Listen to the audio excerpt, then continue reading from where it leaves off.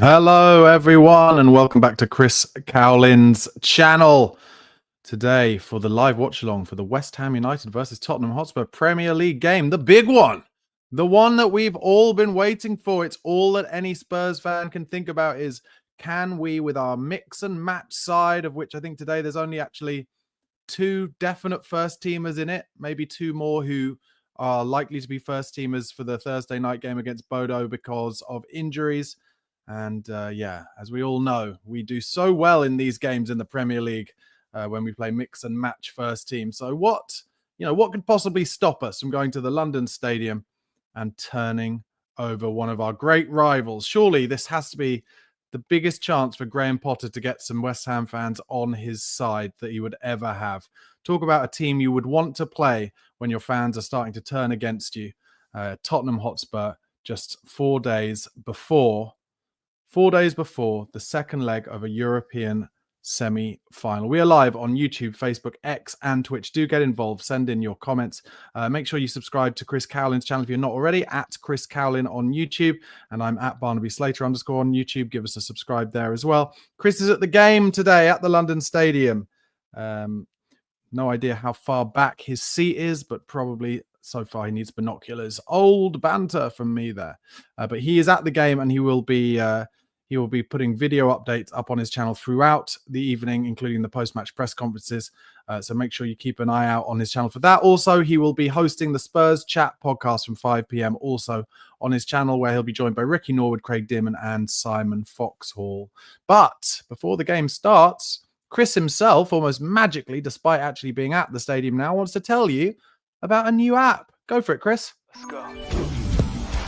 Hi everyone, before we get into it, I'd just like to tell you about a brand new app. It's called Match Bingo. You can play along with live sports and Spurs matches, and you could win cash prizes. Watch your card fill up in real time whilst watching Tottenham. Make sure that you get your bingo card for our next game. Click on the link in the description or via the QR code. Real sports, real bingo, great prizes. Enjoy.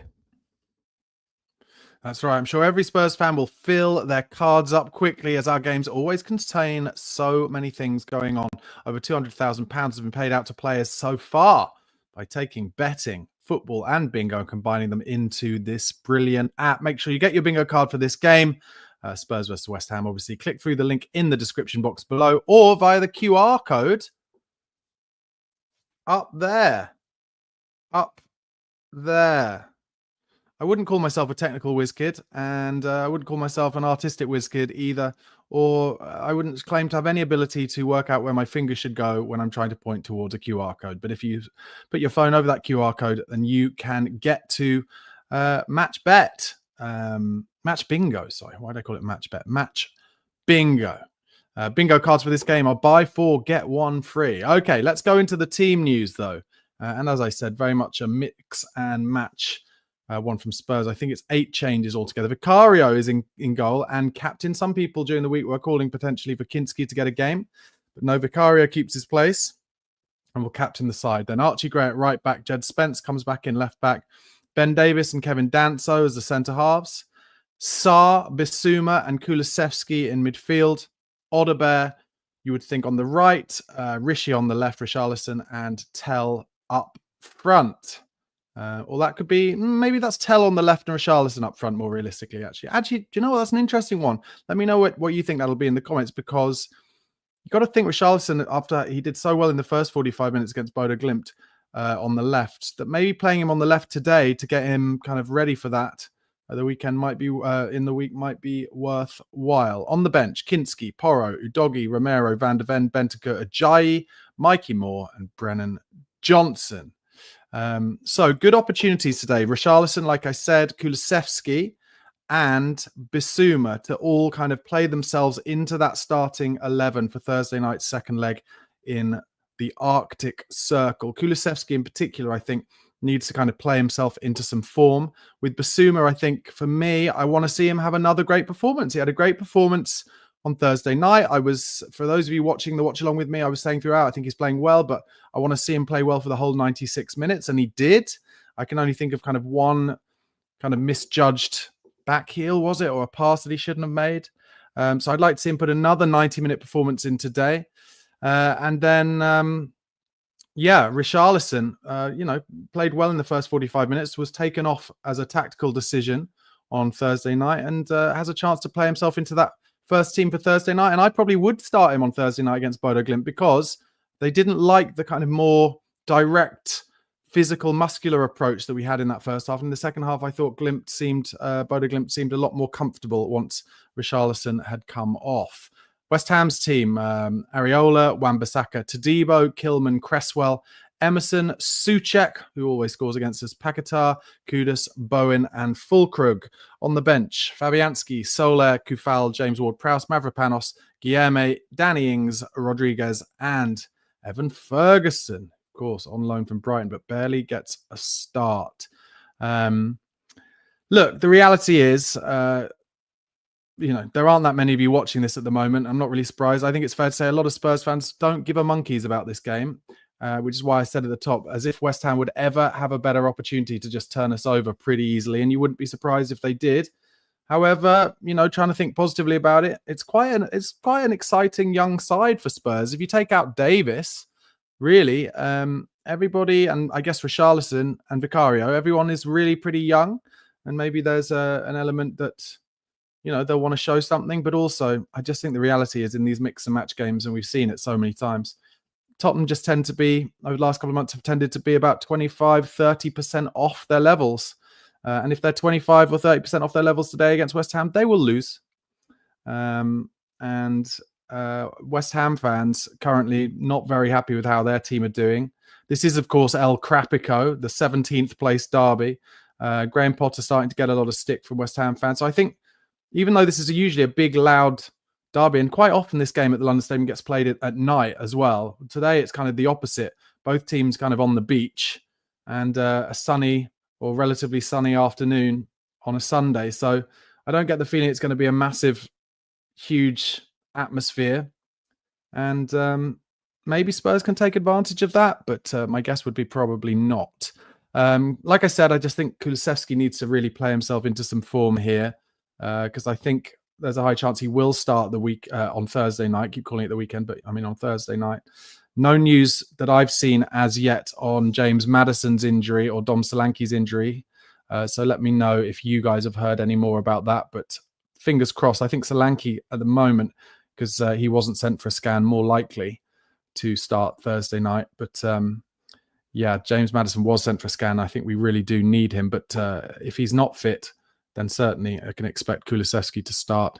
I do think it's an exciting forward line for Spurs today. Tell, Richarlison and Odobert. Bit of pace, bit of physicality, and no little talent and skill. I do have to say, what kind of weird, embarrassing goals will Spurs find a way to give to West Ham today?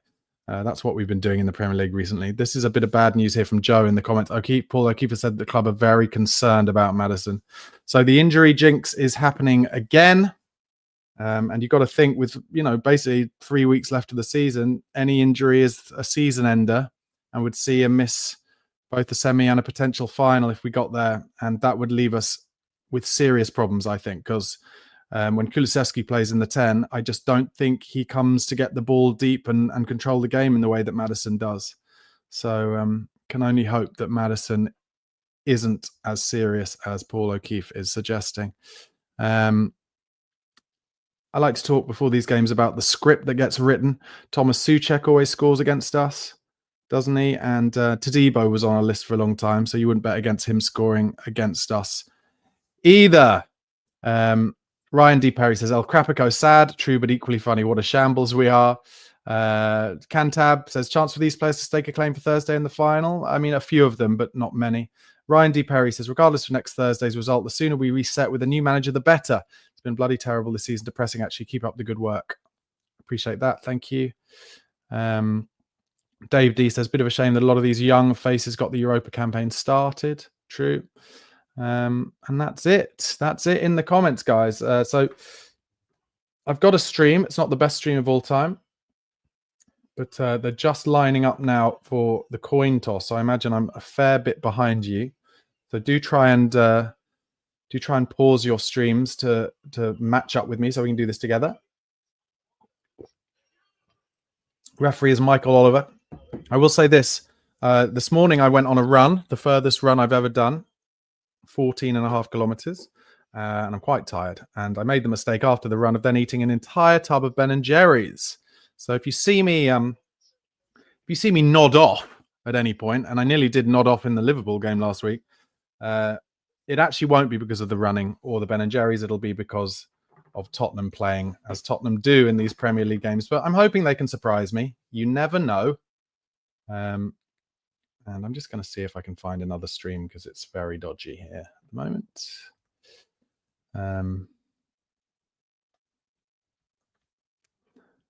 See what we've got here. Not a lot by the looks of things.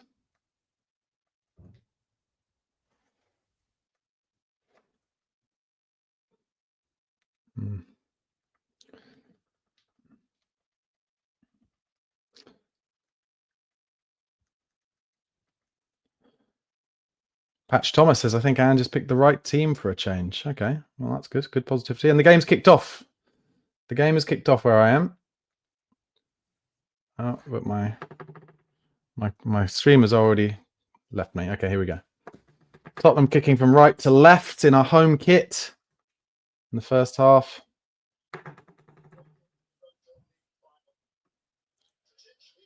"20 seconds in on mine now, so level yourselves up.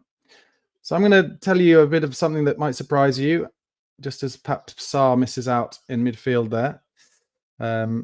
I worked for West Ham for a little bit, a couple of years ago. I worked as a producer on branded content. And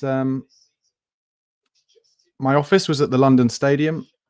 A few funny things happened. One was that during my interview by my boss, who's a lovely, lovely man, he asked me who I supported. And he was like, "You're not one of them, are you?" Meaning a Spurs fan. And I said, "Yes." And he said, "We've got a lot of Spurs fans working at West Ham, but don't worry because they all become assimilated to being West Ham fans." I was like, how and why? And it was true. There were people who worked there quite high up who were Spurs fans and now like huge West Ham, and I could not get my head around it. There was actually one guy who used to be a Spurs fan, was now a West Ham fan, quite high up in the company in the football club, and he took the piss out of me about Spurs. And I was like, what the fuck are you doing? Like, what are you banging on about? So that was weird. I should say, for my part in it, despite working there for like 18 months, I didn't go to a single game of West Ham's. I had no interest whatsoever. And good tackle in there. Oh, it's a shame. Good tackle from Ben Davis, but nobody kind of followed it up. And West Ham are now running it. It's obviously there's no one in the fullback position. Cross to the back post, but well covered. Archie Gray was nice and narrow there from right back and cleared it. Not sure where Jed Spence was during that situation. But anyway.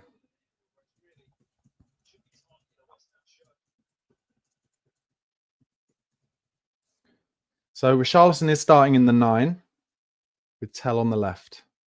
And Rishi presses Areola, goes long down the middle over our back line. Vicario comes to clear it well on the half volley. Sarr beaten in the first header in midfield, but wins the second one.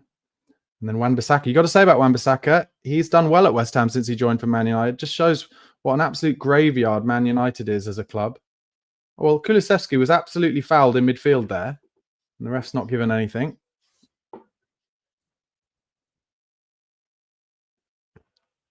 Yeah, Wan-Bissaka at Man United. All the United fans saying how terrible he was going forward from fullback. And West Ham seems to have improved that a lot. I guess a lot of the facts are the pressure playing for Man United and the entitlement of United fans and expectations and stuff can get to anyone. Paquetá, he's obviously playing midfield for West Ham. Good player. Be interested to see what happens to him because he's obviously in the middle of a betting case. And somebody was suggesting that the FA are looking to get him banned for life. When he played a good-looking ball through there towards Bowen, but Bowen couldn't get hold of it. Vicario now. Oh, nice little ball to Basuma from Vicario. Basuma gives it straight away to Sarr.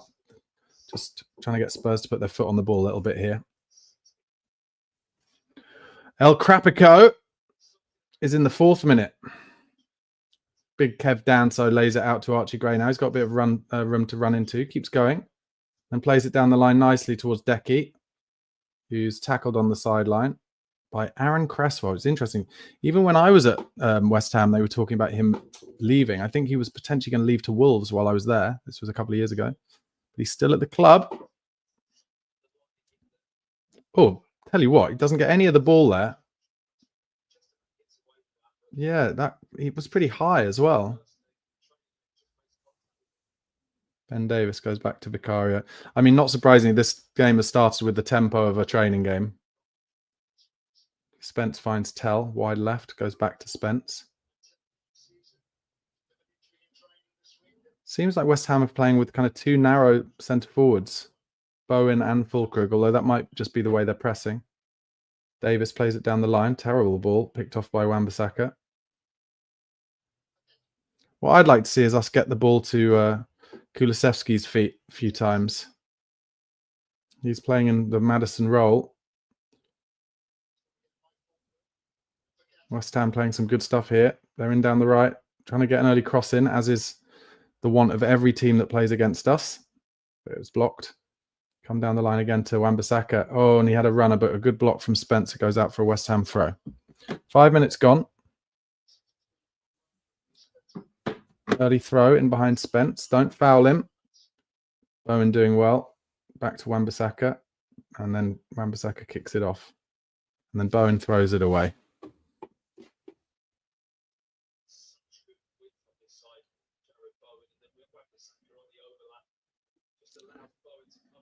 Spence is going to take this throw down the line.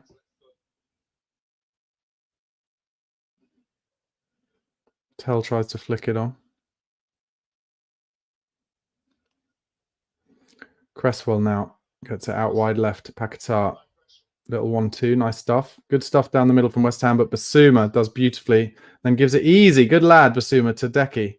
Has to go backwards to Ben Davis, and now Spurs being pressed straight away. All the way back to Vicario, but West Ham not really pressing him in his own box, keeping a line on the 18-yard box. Danso chips it down the line towards Odobert, who at the second go keeps the ball, then tries a ball down the line. Basuma, it was blocked, but Basuma does well, and now he does the right thing, gives it back to Vicario, who gives it back to Kev Danso, deals with the first ball well, gives a bit of a dodgy second ball, and we lose it. Oh, and they're in at the byline here. Is he offside? No, and they're appealing for a penalty. West Ham fans getting into that. It wasn't, and Archie Gray clears it down the line into the channel. It comes back to Areola.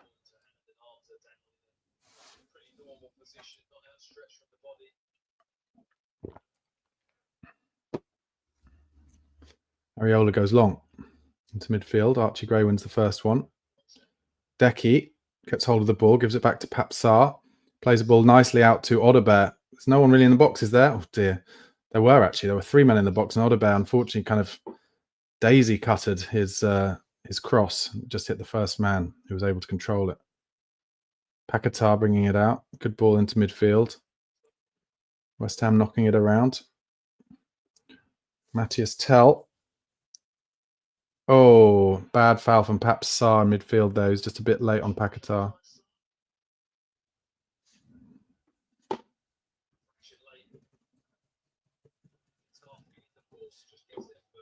Yeah.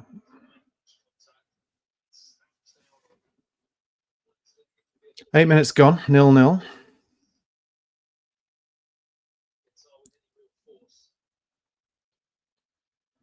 West Ham now out wide left. Basuma's gone with his man. He's trying to foul him desperately, Basuma. He doesn't, and the ball's cut back into the box, but it's cleared by big Kev Danso.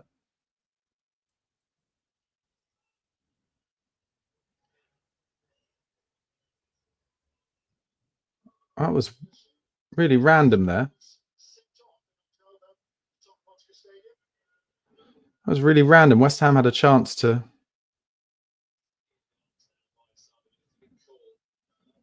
stop the ball from going off, and he just let it go off for a goal kick. Very odd. They're just re-showing the Basuma penalty shout, but it hit his arm, but it was by his side. You're never getting that. Vicario kicks his goal kick straight out of touch.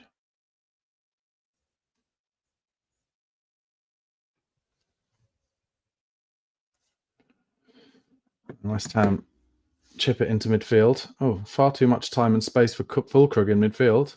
Oh, but he was offside, apparently. He claims he wasn't, but Tell is then fouled in midfield by Wan-Bissaka, but not given. He obviously got the ball. West Ham breaking forward quickly. They've got men coming over Wan-Bissaka, but that ball goes straight off the throw-in. Two poor quality football sides at the moment.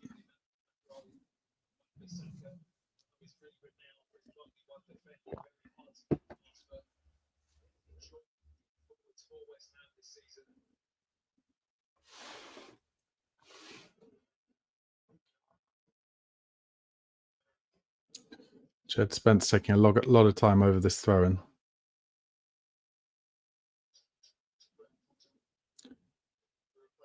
Oh, Tell and Richarlison trying to hold that ball up. Kulusevski come to help them. And Kulusevski was fouled.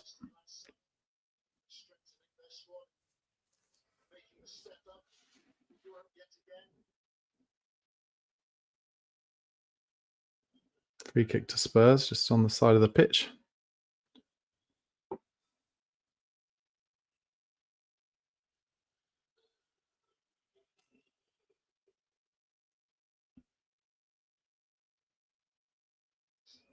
What I'd really like to see, I assume I'm not going to, is Kulusevski coming really deep to get the ball off his centre halves today, like Madders does, because we're going to need him to do that on Thursday night as well.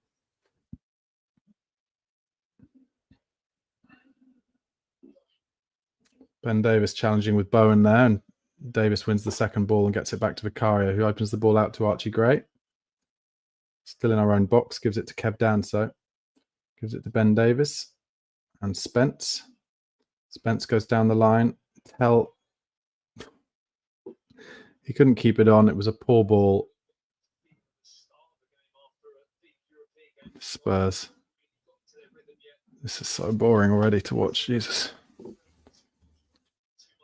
Just, yeah. On the beach match.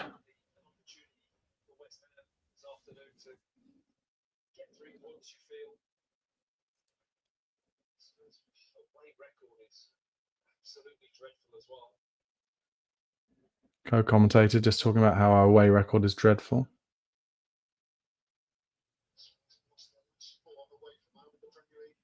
We've lost our last 4 in the Premier League away from home. Can I just say this? Let me know if you think I'm going mental. But have you ever seen a team as bad at keeping possession from throw-ins as Spurs? I just feel like every time we have a throw-in, we just lose it so easily. There we go. We just did it again. It's just so, I don't know. It's just like basic. Remember Liverpool used to have that throw-in coach, and they actually found ways to make chances from throw-ins. Or West Ham gone long. Danto was beaten in the air. But Basuma brings the ball down. And then that is classic Basuma. He brought the ball down on his chest. And then in trying to just play a 5-yard ball, just gave it away. And Ben Davis gives away a foul on Fulkrug. And he's nearly... Oh, and he was booked. Wow.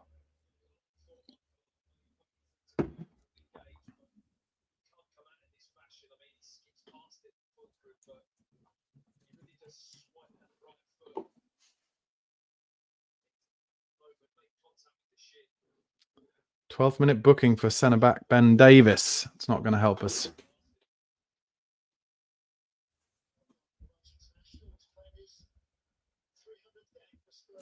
300th game for Spurs for Ben Davis. Will he celebrate it with a sending off? This is a dangerous area for West Ham. Cresswell is on the right-hand side, inside right position. About 30 yards out. Cresswell's going to whip it into the back post, you would have thought. Spurs keeping their line high, as ever. Here it comes. Oh, it's a bad delivery, actually. Goes all the way off. It was just a bit too flat. See what he's trying to do, though. Just too pacey and too flat.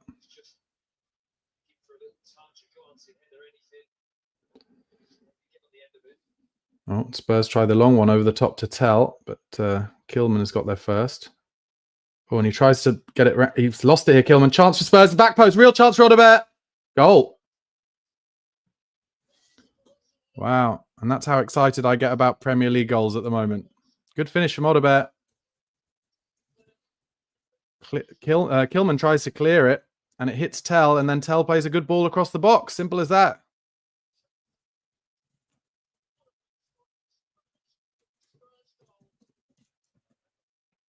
What? They're saying it's Odobert's first Spurs goal. It certainly isn't, because he scored in the Europa League.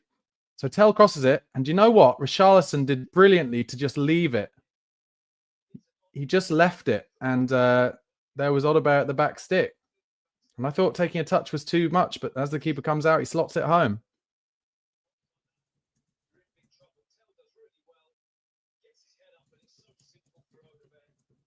Good lad. Well, we went 1-0 up against Liverpool, didn't we? Although West Ham, I think it's fair to say, don't have as many weapons. Good composure from Odobert. He's shown already, hasn't he, in the Europa League, that he's good in those situations.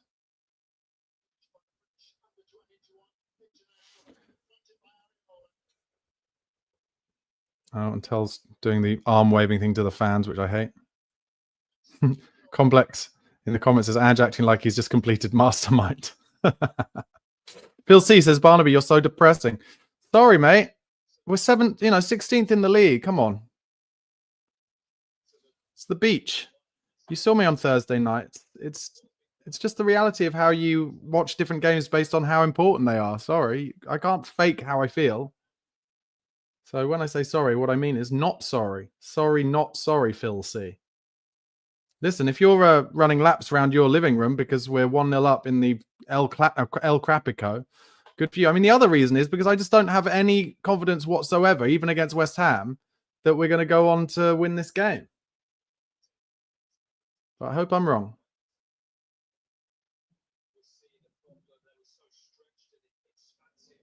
"16 minutes gone. West Ham 0, Tottenham 1 in El Crapico." If you think I'm depressing here, Phil C, you should see me in real life. Banter. But Max Kilman, he was previously on our list, wasn't he? Spurs were looking at him for a while. He went to West Ham, as did Todibo. Anyway, breaks down the right. Archie Gray trying to deal with it. Gets it back down the line, but West Ham win it. Oh, and playing some one-touch stuff in midfield, but Tell tries to snap it in the midfield. And he kind of wins it. And actually, it comes back to Vicario, who claims it in his box. Skipper Vicario tonight. He's wearing today's wearing Spurs keeper kit, the same colour as my Tottenham Beavertown hat. And he'll be in happier climes. He's wearing his thin jumper today. Bit warmer, isn't it, in London than it has been all year. Ball pinged to Richarlison there. He wasn't able to hold that up.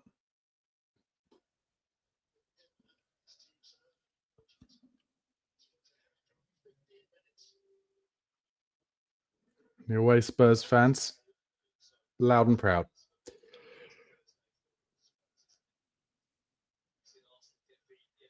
Oh dear, Fulkrug diving on the floor there. Davis clears it down the line. Richarlison does well there. Kulusevski tries to take it off him, but as West Ham players came back, they were able to nick it in front of him. Kilman goes down the line. Davis clears it. That should be that's a push in the back from Souček and a free kick to Spurs just in our own half.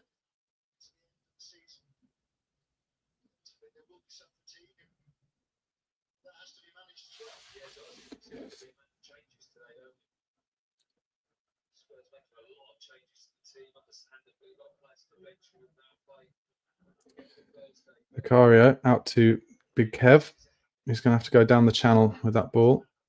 He just kicks it straight out. I don't really know. That came from our free kick, kind of just in our own half. Jed Spence immediately looks to go backwards. And so West Ham easily trigger their press, Give it to Vicario. Gives a poor ball to Danso. Has to whack it, and it goes out. Just a little bit of lack of forward thinking, I think, there from Spurs. Oh, bad foul on Kevin Danso. That's going to be a booking for... Yeah, it was late, that. Is it Somerville? Oh, Kudus, sorry. Yeah, that looked late, that one. Really off the ball. Didn't look good, that one. I wonder if maybe he slipped, but Danso wins the header. Oh, and he just gets kicked in the head, like kind of... Yeah.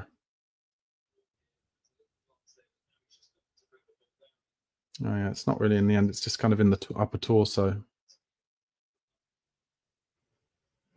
Vicario chips a ball into midfield. Oh, and that's a good ball from Vic up to Richarlison. He's got to find an option here. He does with Pap Sarr. This is one of Pap's earliest touches on the ball and plays a good ball out to Tell, who's only just able to keep it in. And he wasn't able to keep it in. Poor. And actually, kind of almost fortunate that they called it back for throw because Todibo had nicked the ball off him and could get forward. But Tell is working hard on the press as he presses. Areola kicks it long.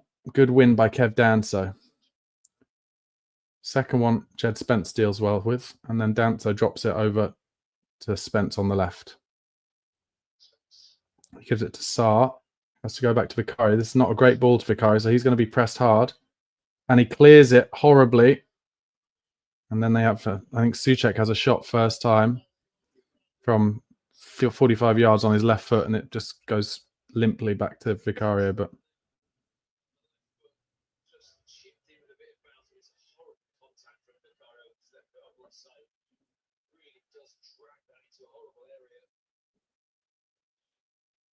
oh, Sarr beaten in midfield. West Ham in a good position down the right here. They've got men in the box. Oh, and that looked like it might have hit Ben Davis's arm. They're appealing for pen. Excuse me. West Ham fans are appealing for a pen. It bounced back to Vicario, but now they're going to look at VAR with his arm out.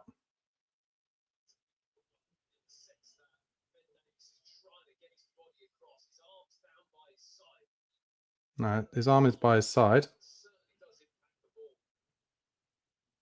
But his arm's by his side. They can't give it. No, his arm's by his side. That's the rule. If the arm is by the side, it's not a pen. And the match plays on. But Spurs have already managed to lose it in midfield. And Wan-Bissaka comes forward. Tell working hard, to be fair. Don't know where Spence is. Not really working hard, but that's well played by Tell.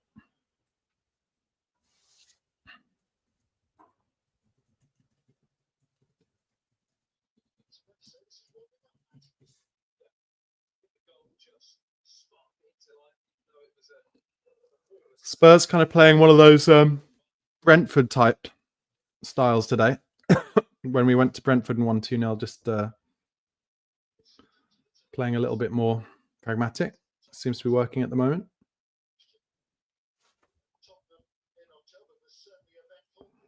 In case you're wondering how far behind I am, I'm now on 22 minutes, 20 seconds. Spence with the throw, throws it back again. And then Davis plays it back to him, but Spence wasn't ready.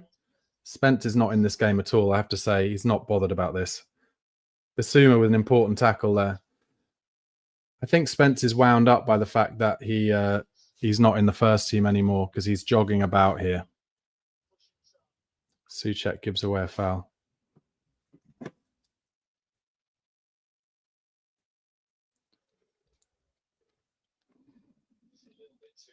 In the other games, Brentford 0, Man United 1, and Brighton 0, Newcastle 0. Sarr did well to win a free kick facing his own corner flag there.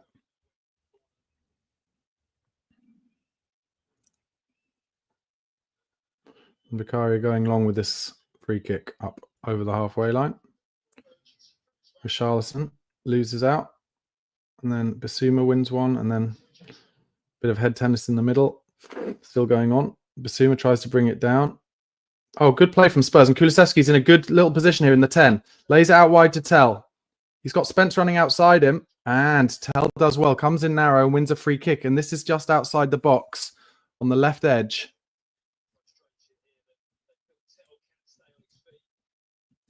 It's definitely a free kick.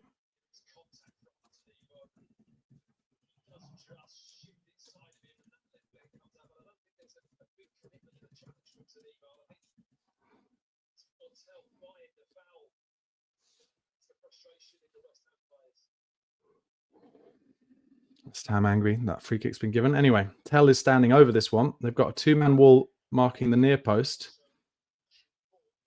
It looks like he's going to try and dink it to the far post. Oh, no. I don't know what he was doing there, but it went into row Z.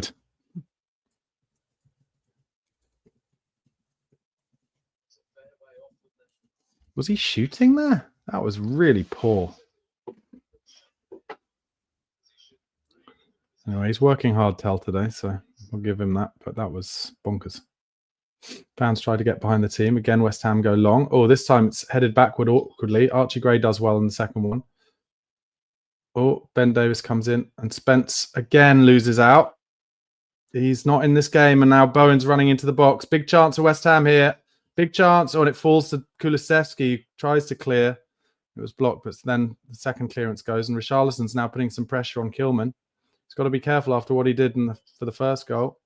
And he clears it for a throw-in for Spurs.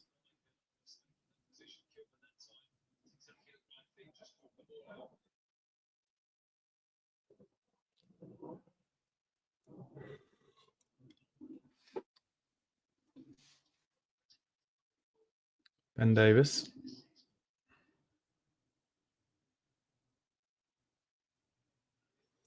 Vicario goes long. Up to Richarlison, who's beaten in the air. Basuma puts his foot on it and then loses it. And this is what I'm talking about with Basuma. Oh, but Spurs get lucky. Oh, and it comes straight up to Richarlison. Can he hold that up? And he's fouled. No.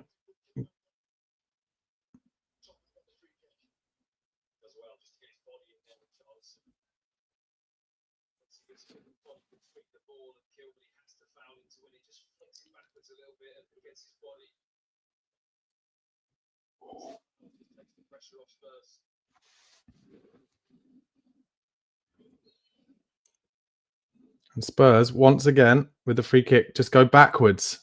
Back to the keeper every time. And then eventually he goes long. Because he's got nothing. And this is exactly what's about to happen again. Jesus Christ. Up towards Odebear, who of course is tiny. So Cresswell easily just heads it back to his keeper. Blimey. Seems to be only either one way or the other with Spurs. Either they try and play ridiculous everything on the floor, so it's easy to defend against, or suddenly just play every time they get the ball, just go backwards straight to the keeper and he whacks it long, and we've got three pretty short guys up front. So we lose it. But anyway, we are winning, and Kulusevski's done well there, but unfortunately Tell tried a pirouette in midfield, and West Ham, you've got to say, are winning everything in midfield, which probably isn't a surprise, considering it's their first team playing and our reserves.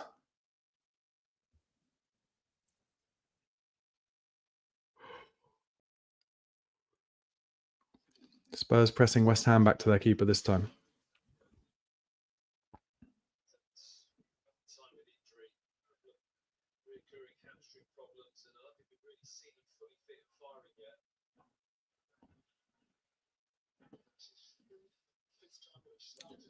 All the space they're getting is with Wan-Bissaka on the right, and he plays in Bowen, who's through, should score, does. Just the amount of space he had. And that's right where Jed Spence is supposed to be. And Jed Spence is having an absolute shocker. Doesn't look bothered as far as I'm concerned.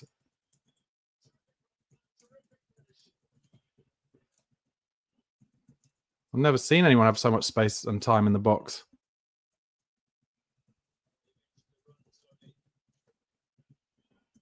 Can VAR save us? I don't think so. So here it comes. Spence is kind of in front of him, but doesn't know who's behind him. And it's just a perfectly timed run. And then Bowen, it's really surprising that Vicario just kind of stays on his line. He's at a tight angle, Bowen, and at no point does Vicario try and close him down. And it's a very tight angle. He scores. He goes through keeper's legs. Really poor.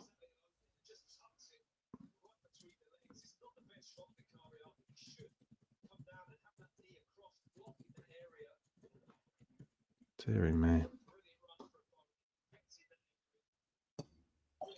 Well, back to you, Phil C. Why am I so depressed? Well, it's because I didn't have any confidence whatsoever that we would keep that lead.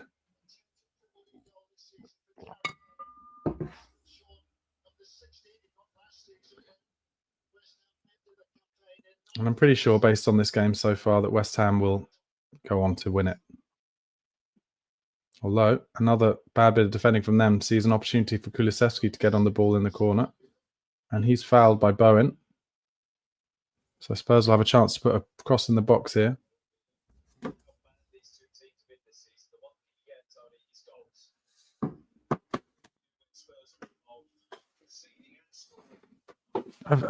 So Spurs, as ever, were trying to keep their defensive line on the 18-yard box, but there was no pressure on the ball whatsoever. So the ability for, I think it was Wan-Bissaka, to just roll the ball in behind Spence for Bowen to run onto, it was so easy. And then, well, Spurs have already somehow given up the possession they had from that free kick.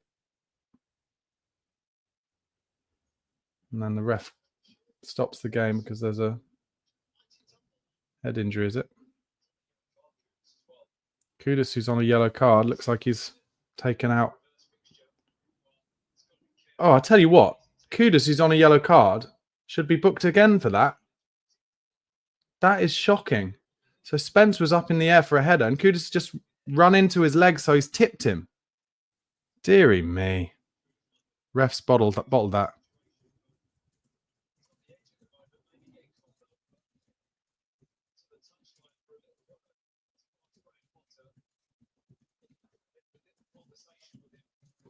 And I have to say, I think that's where Spurs show a little bit of naivety, because they should know, the players on the pitch as well as the staff on the sidelines, they should know what's just happened. And they should be screaming as soon as Spence goes over and putting the pressure on the ref to realise that Kudus, who's already been booked, should be booked again.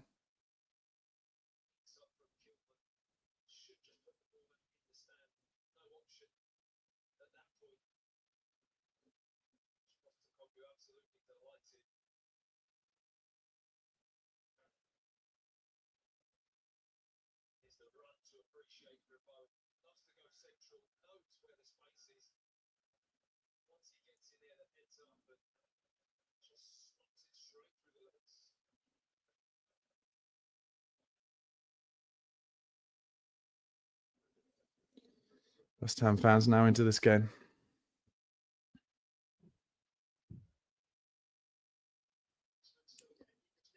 Vicario going long up to the big man, Wilson Odobert.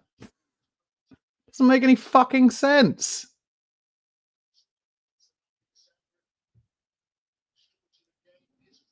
Anyway, Spurs pressing Cresswell now. Kilman clears it. Oh, and Spurs have lost it in midfield.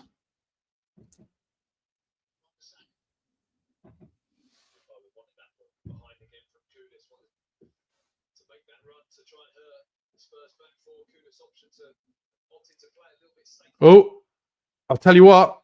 Oh, Kulusevski nearly won it high again off Paquetá. The ref gives a foul. It was tight. Problem with, again, I'm just going to say it, Decky, one of the reasons that Vicario is going long every time is because I swear if Maddison was on the pitch in that 8-10 role, then he would be coming deep to get on the ball and get it off Vicario.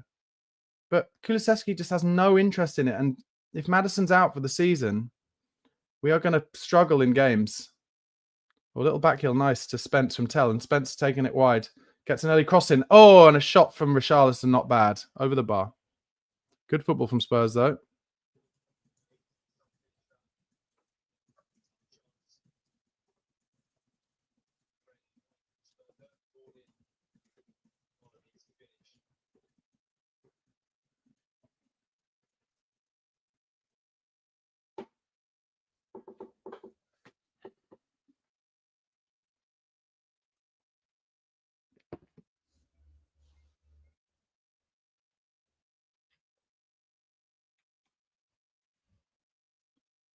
Long ball. Fulkrug did well, but Now it comes to Kulusevski, who is fouled this time. He takes it quickly to Sarr. It was a... Oh, and then the ref makes him bring it back, which is completely ridiculous. Fuck's sake.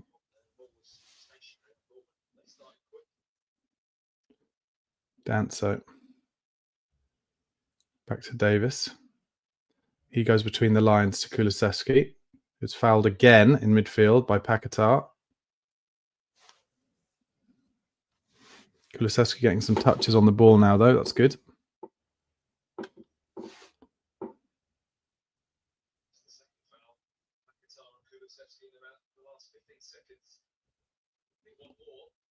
From that foul in central midfield, we went all the way back to the goalkeeper, then to Ben Davis, who goes long down the line into the channel. Whatever. Oof, and then West Ham players just getting more into this game now, getting a bit more physical with Spurs. Spence, good touch out on the left. And then he loses the ball to Bowen. Bowen tries to go wide of Sarr, but Ben Davis steps in, plays it down the line. Richarlison working hard. And Kilman kicks it off. I would still stick to the fact that this is just a game of utter dross quality so far. But hey, Spence did at least throw the ball to Tell and get it back, so we kept possession there. Now we look to go backwards to Ben Davis, to Danso, to Ben Davis. Please tell me this isn't going to end up back at Vicario's feet. Goes to Spence. He is slid in on by Wan-Bissaka.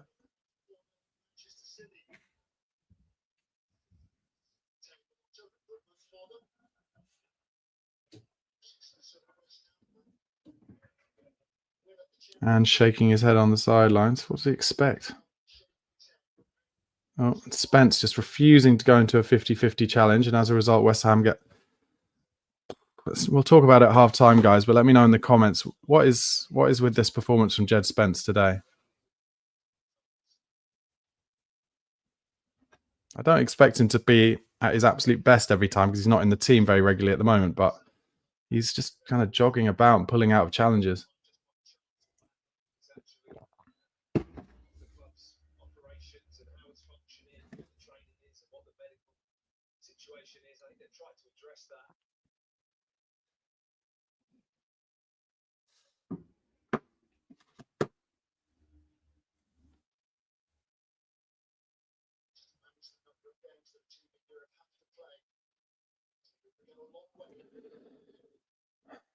West Ham now with the ball to Debo, plays the ball between the lines. Ben Davis picks it off, and he plays a decent ball to Tell. He's under pressure. Wins a throw.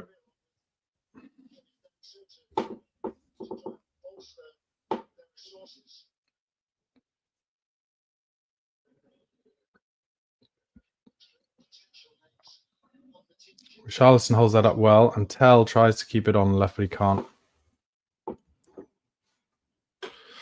About 8 minutes left till half time.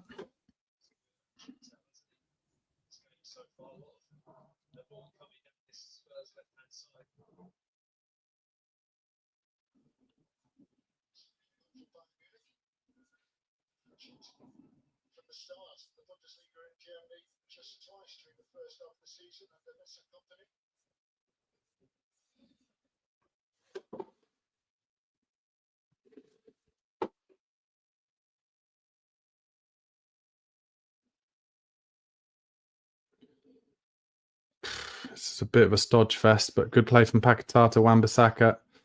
Up to Bowen. Opens it out to the left back. Cresswell. Goes wide left now. To Emerson. Comes back. Spurs press. This goes down the line.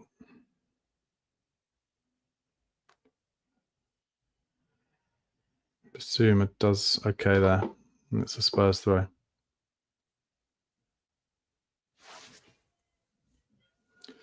Back to Danso. Back to Vicario. Gives it to Ben Davis. Back to Vicario, who's being pressed by Bowen here. Opens it out to Big Kev. And he has to go down the line. And it kicks it straight off. Oh, God. Oh, bad pass in midfield from West Ham, though. And Richarlison's got some space. He's got Tell outside him. He's going to have to find him. He does eventually. It's a bit behind him, but Spence has made a run for him outside him. Tell comes narrow, though. Gives it into Richarlison. Chance for Spurs here on the left foot. Cross to the back post from Richarlison. Nobody there. If anything, he's a little unselfish there. I thought Rishi could have had a dig. It was a similar angle from which Bowen scored.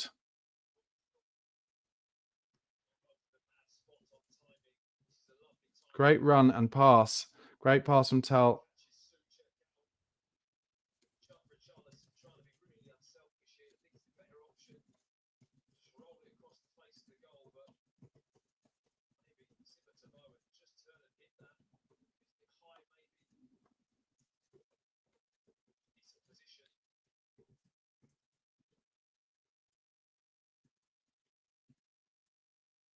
Got to be clinical in these kind of games.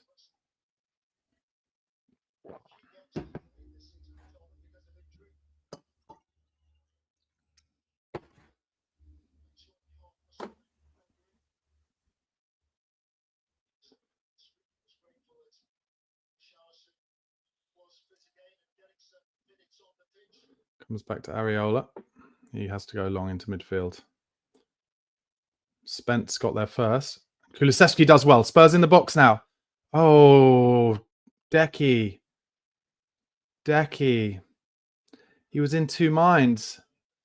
And he didn't know whether to cross or control it. And in the end, he kind of did neither and let the West Ham defender back in. It's a shame.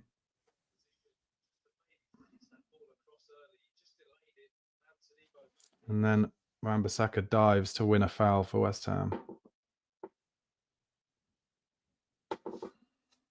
40 minutes gone. Spurs, I dare say, will live to rue these missed opportunities. In El Crapico. Areola goes long. Bowen dives. Oh, it's Fulkrug who dived on the floor to try and get a foul. Spence whacks it clear with his left foot straight up the middle.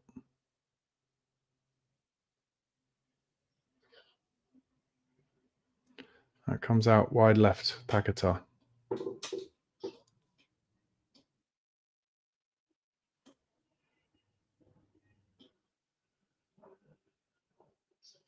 Souček tries the big diag. It's a good ball over the top of Spence to Wan-Bissaka, who's got space. Lays it back. Here's Fulkrug in the box. He wants to shoot. Can't. Has to lay it across to Kudus. Comes back. Paquetá tempted to shoot. Brings it back to the right. Kulusevski's in a decent position there, but he's been beaten. And now they're in. It's going to be a goal. Oh, what a block from Jed Spence. Very important block because that would have been a goal.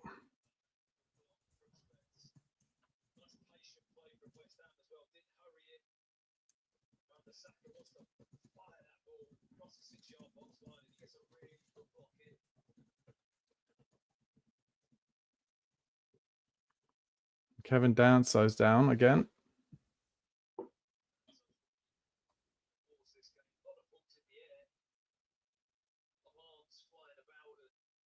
Looks like he's had a bang in the mouth.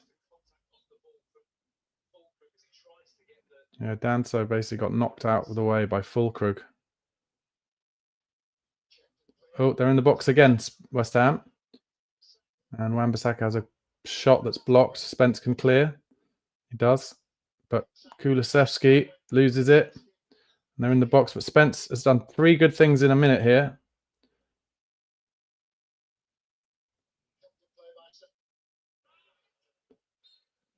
And then Souček wins a corner.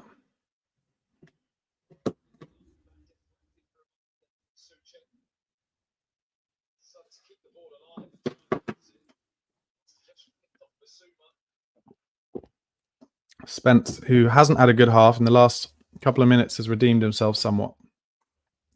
Certainly with that block from across, that would have been almost definite goal, I would have thought. So, last minute or two of the half, Cresswell's going to whip in a corner. It's the first corner of the game. It's going to be an in-swinger. I wonder if they'll put it on Becaria's head and try and get blockers around him. You would have thought so.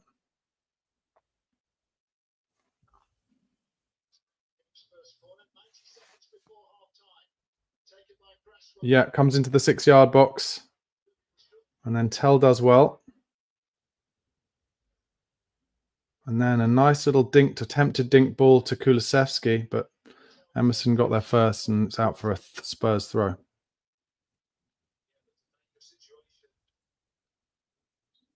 Spence did well there, actually, from that corner as well. There was a man coming in trying to block Vicario, and Spence just was all over him. Paquetá diving, trying to win a penalty off Tell. Oh, Tell turns his man nicely there, down the left, and plays it into Spence, but they're both out of the game, but Basuma picks it up. He can't lose it there, and he doesn't. He turns away. Ben Davis goes straight back to Vicario.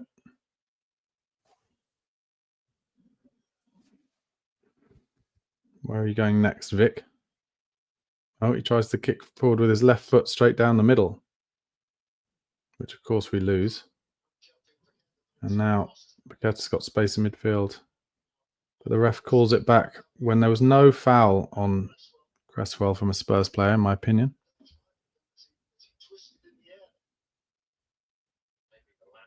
Well, Spurs had won the ball back here, and he calls it back for an injury to Cresswell, who's just injured himself landing on his coccyx.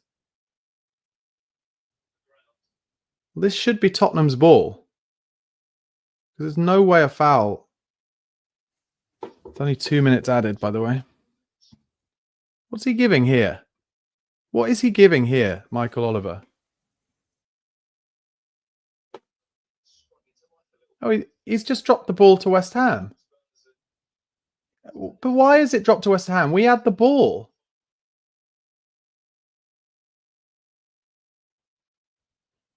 Madness. And Areola now clears it straight down the middle, over the top of Spurs. And Spence is against two players here. Big problems for Spurs here. But Basuma does well. And then Spence helps him out. Basuma gives it to Tell. Tell is facing his own goal and has to clear it straight down the middle. Sarr has not really been in this game. I mean, other than his goal, I'd say Odebear hasn't been in this game either. Archie Gray, not really either, as he clears it down the line. And it goes back to Areola, who clears first time.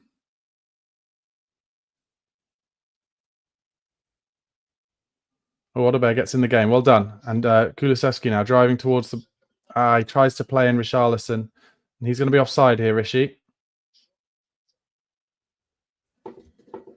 He was.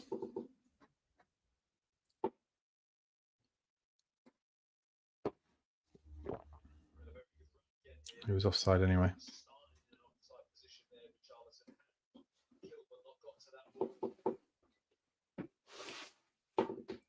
And that will be half time pretty soon.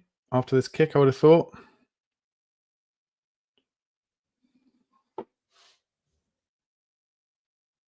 And it is. West Ham 1, Tottenham 1 at half-time of this Premier League El Crapico. Opening goal scored by Wilson Odebear after some good work on the left from Matthias Tell. And Richarlison left the ball. I'm not sure if he left it on purpose or whether he just couldn't get there. And Odebear was very composed. And then the equaliser in the 28th minute from Jared Bowen after some pretty average defending, to say the least. But before I go into what happened in that first half, Chris would like to tell you about some betting opportunities. Let's go. Hi everyone, before we get into it, I'd just like to tell you about a brand new app. It's called Match Bingo. You can play along with live sports and Spurs matches and you could win cash prizes. Watch your card fill up in real time whilst watching Tottenham. Make sure that you get your bingo card for our next game. Click on the link in the description or via the QR code. Real sports, real bingo, great prizes. Enjoy. That's right. And it's all about incidents. So Spurs fans, you know how many incidents there are during all of our games. So get signed up. Over 200 grand has been paid out to players so far by taking sports betting, football and bingo and combining them into one brilliant app. Make sure you get your bingo card. It's buy 4, get 1 free at the moment. And the way to do that is by clicking through in the description or via the QR code on the screen. Guys, let me know what you thought of that first half. I'll go through my notes, but there's really not a great deal going on. West Ham had a good break in the second minute, but Archie Gray from right back came in narrow and cleared it. 7th minute, I've made a note to say that the tempo is that of a training game. Ben Davies was booked for a late tackle in the 12th minute. Then we took the lead in the 14th minute. Max Kilman with a mistake for West Ham. Tried to clear it, but Tell was pressing him, and it fell to Tell, and he crosses it across the box. Richarlison leaves it, and it comes to Odebear, takes one touch, and then composedly, if that is a word, finishes it under the onrushing Areola. Kudus booked in the 19th minute, and then he should have been booked in the 30th minute again. He's a very lucky boy to stay on the pitch. 21st minute, Matthias Tell been working hard, but mainly defensively, doing a lot of kind of back and forths. He won a free kick off to Debo in the 23rd minute on the left edge of the box, dangerous area. Tell then takes it himself, and honestly, I would have to say possibly one of the worst free kicks I've seen in my life. 27th minute was equalizer, just so easy in the inside right position. Wan-Bissaka, no pressure put on him as he had the ball running towards the box. Ben Davies and the rest of the defenders tried to keep their line on that 18-yard line, and Jared Bowen just made a simple run. He was onside by about 5 yards. And then Vicario, even though Bowen was in a very tight position, Vicario just kind of stands on his line and doesn't come out to narrow the angle or kind of get his legs flat on the ground so it can't go under his legs or through his legs. And so it does. And I'd have to say that looks poor on Vicario. 33rd minute, good stuff down the left again from Tell and Jed Spence, who up until this point, I have to say, had not had a great game. Ended up with a good cross, but left-footed shot from Richarlison over the bar first time. 39th minute, Richarlison should shoot from a narrow angle, but actually he was too unselfish and crossed, but nobody was there. It was a good pass from Tell to find him. And then in the 41st minute, this was the few minutes where Jed Spence kind of redeemed himself. A really amazing block because West Ham were in down the right, and if they'd got their cross in, I think, Fulkrug, he'd kind of strong-armed Kevin Danso out the way in the middle, and so he would have had a empty goal to knock it into. And that was basically it for the first half. Best way I can describe it is a match being taken part by two very poor football teams.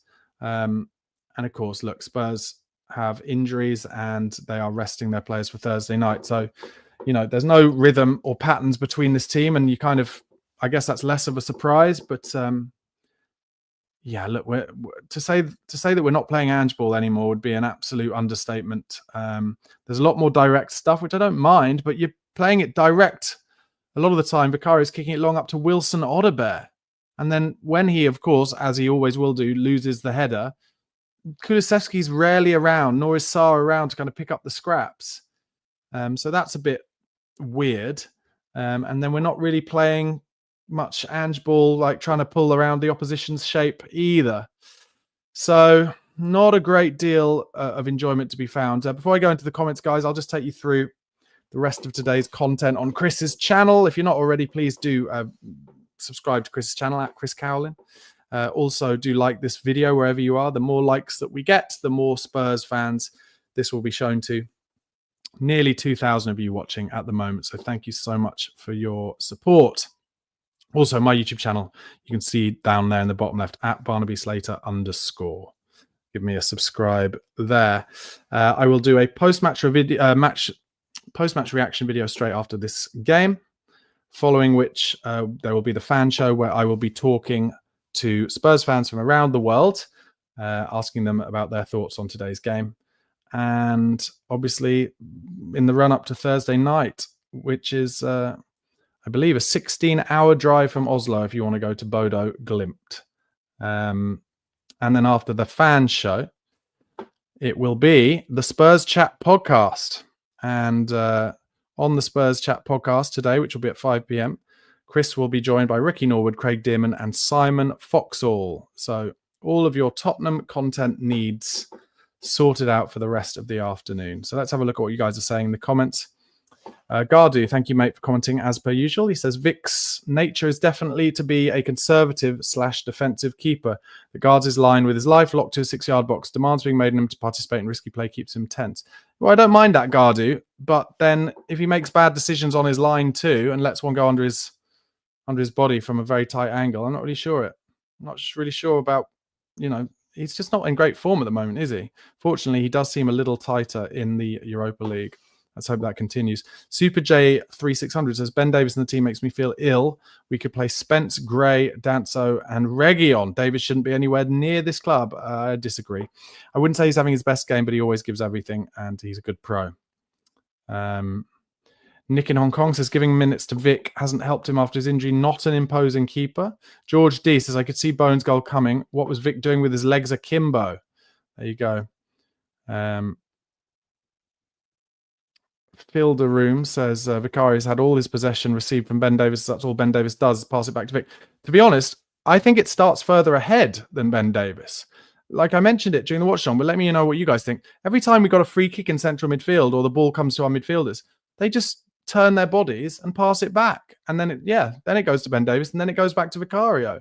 Nobody is being very front foot. And maybe it makes sense because there's no confidence, but there you go. Nick in Hong Kong says, can we show a bit more ambitious, please? Terrible defensive display for the goal by Davis and Vic. Not sure if it was their fault any more than anyone else. Oh, well, Ben Davis, I think, could have come across earlier, that's for sure. Phil de Room says, El Crapico, lol. Kevin, 40k says, I'd love to see Vicari's possession stats, probably had the ball most. Ryan LT Law says, Barnaby, can you get drunk for the second half for our entertainment? I'd love to, but as I mentioned earlier, unfortunately, I went on a long run, or long for me run, 14 kilometers earlier, and I'm absolutely knackered.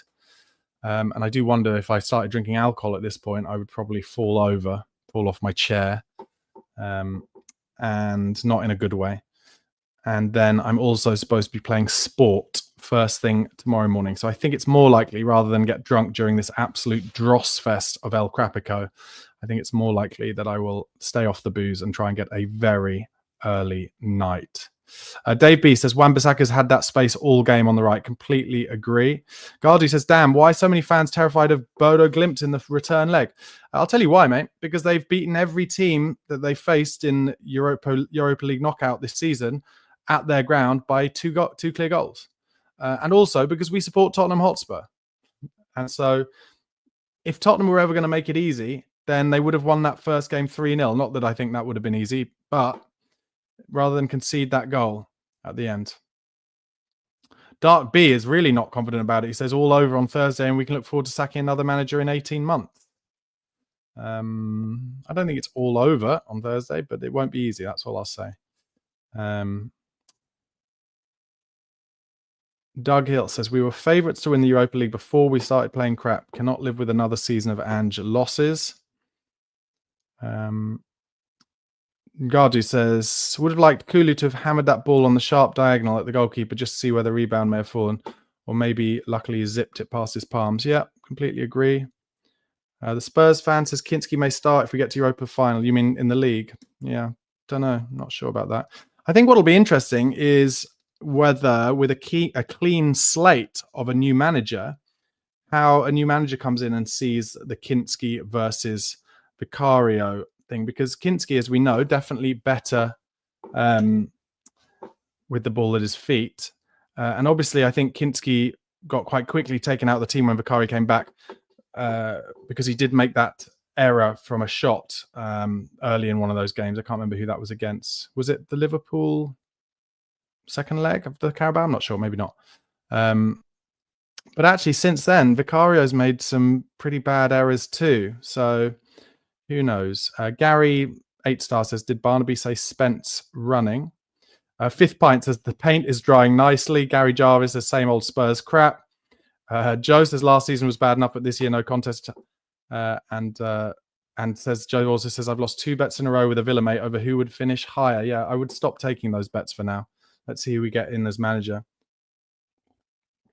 How have your thoughts gone in terms of the possibility of Iraola after he won at the Emirates yesterday? I wonder if that's changed any of your minds, whether you'd like him to come in. Gary 8-star says, Jed Spence probably doesn't want to get injured in case Luton come in for him. Luton just got relegated for the 2nd year in a row. Doug Hill says, Spence was our best player for a month, but since criticising Ange has not been playing. I mean, did he criticise Ange? I don't know. I think that was taken out of context a bit, wasn't it? I don't know. But yeah. Oh, I see. Dark B says, I was making fun of someone else. I'm reasonably confident about Thursday. Yeah, I think reasonably confident is about as far as I'll go as well. Scott Rizal says, Tell isn't playing much better. Lucky Kilman decided to play like a Spur. I think Tell is at least working hard, but he is, he's not doing great. Nick in Hong Kong says, one too many cute flicks from Tell, losing more than he wins. The Sussex Hotspur says, we have Josh Keeley coming back. Felt sorry for Brandon Austin, played really well on his debut. Haven't seen him since. Yeah, Josh Keeley probably a bit young, but I think Josh Keeley could potentially get like a championship loan next season. He did really well. He's done really well at Leyton Orient, haven't they? Only says, will their injured players be back by Thursday? Certainly their suspended players are. Marcus Smith says, afternoon Barnaby, shout out please. Yeah, there you go, mate. You can have it on screen and everything. Andrezzo says, came on here to listen to some football content at halftime. All I've heard is bingo ads and channel plugs, so see ya. Well, the bingo ad was 25 seconds and the channel plug was 5 seconds. But sure, for 30 seconds, you are absolutely bang on, Andrezzo, and we're sorry to lose you.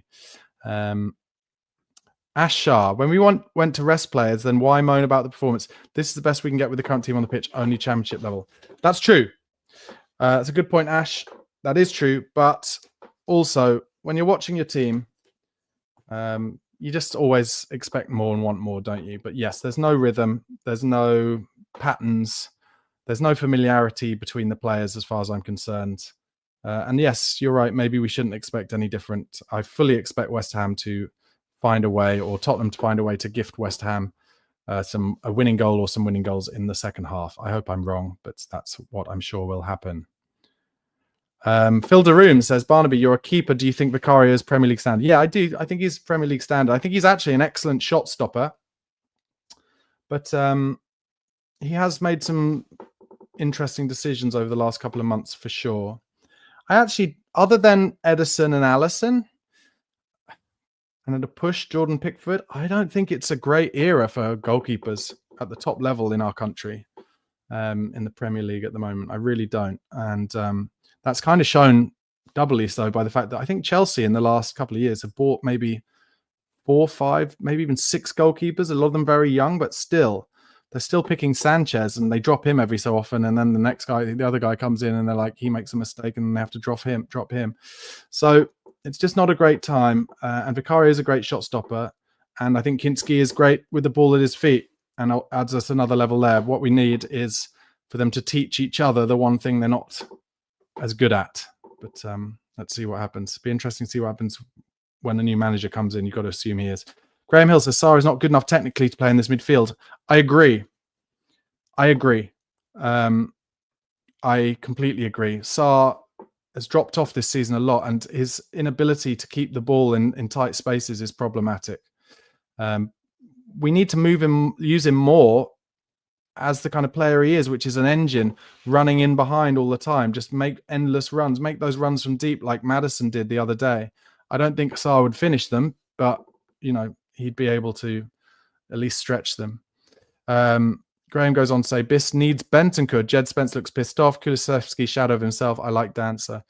Yeah, Decky's not been in great form recently. I have to say that just at the wrong time, despite the fact that Ange has basically, stopped players from playing in the Premier League so they'll be fit for the Europa League. They've got injured anyway. And from everything I've heard in the comments, it's not looking good for James Maddison, and we're going to miss him massively. I think Thursday night is going to be a big old struggle. But anyway, the players are back out on the pitch. Hardly any of the West Ham fans are back in their seats. But there you go. Half-time over, thank God.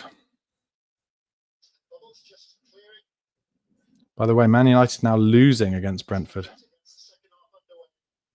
Not a huge surprise. Apparently the Spurs fans were singing after we were leading, how shit must you be, we're winning away. Good gallows humour.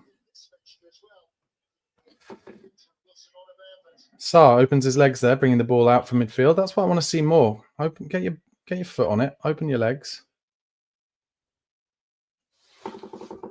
Basuma opens the ball out to Archie Gray.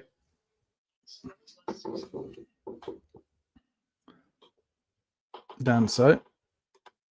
See what I mean here? Dancer got the ball at his feet. This is where Maddison would come into a deeper position to get the ball off him. And instead, West Ham are able to press us. Now it comes to Ben Davis. He goes down the line to Tell, and it comes all the way back to Vicario. I don't understand. I mean, I think for me, it just shows that what Maddison does when he's on the pitch isn't a tactical thing from Ange, because otherwise, why wouldn't Kulusevski be doing it? So instead, Kulusevski is like on the halfway line, just chasing, hoping for second balls after Vicario whacks it up to Richarlison and hoping to something to drop to him, but it's not really been happening much. Spurs try and play it down the line, but West Ham easily deal with it. It goes back to Areola, who will go long and does.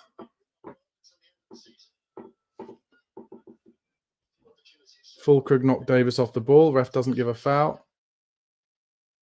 And then he doesn't give a foul the other way either, which was as well. So he tries to level it up there. Classic reffing. Archie Gray now tries to beat his man and does. Actually, well done, Archie. Comes narrow. And then plays a relatively safe ball to Spence.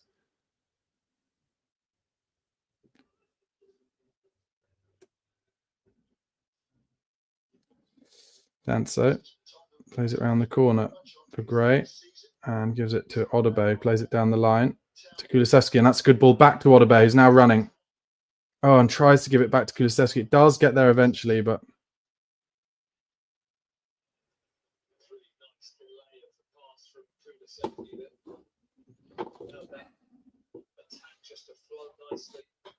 fortunately, it kind of got caught under Odobe's feet.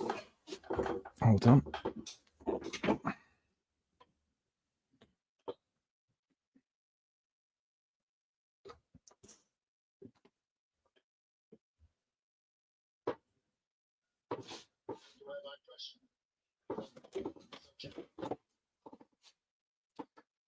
Don't know, just going off topic a little bit. Did you see that one of the Bodo Glimt players was saying that he expects Tottenham's press to crumble?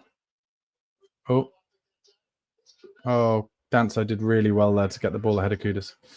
Yeah, so he said in the press, we expect Tottenham's press to crumble and then it'll be easy. I wonder if that is, from everything I've heard, basically, Bodo Glimt just love it when teams try and press them at their place. And so maybe he's saying that in the hope that we will try and do that and that they'll just pick us off. Basuma to Gray. Gray tries a big long one over the top for Odobert to chase, but it fades out off the pitch.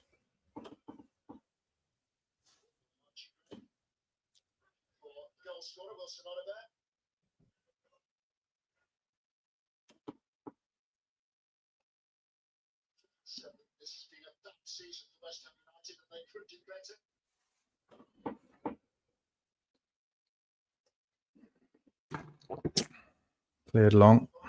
Ben Davis wins it in midfield, and the second one comes. Jed Spence puts his foot on it. Now he's trying to come forward down the line. Good ball into Tell's feet. Good first touch from Tell. Nice little ball into Jed Spence. Okay, he's defended by Todibo, but Spence has got it back. He needs options here, Spence. So Tell makes a secondary run, but then Spence loses it to Todibo, but then Tell wins it off Todibo. Well done, Matthias Tell. And Saar has it now. Gives it back to Tell. Back to Saar, to Basuma, and Spurs just going backwards. Davis to Danso. Danso breaks forward. He loves doing this at least once a game, doesn't he? And then finds a ball out to Tell. It's a decent ball in the end. And Tell gets it out wide to Spence, but Wan-Bissaka knew what was coming. And that should be a Spurs throw. Oh my, yeah. No, it's a Tottenham throw. It's a Tottenham. Wow. Oh, God.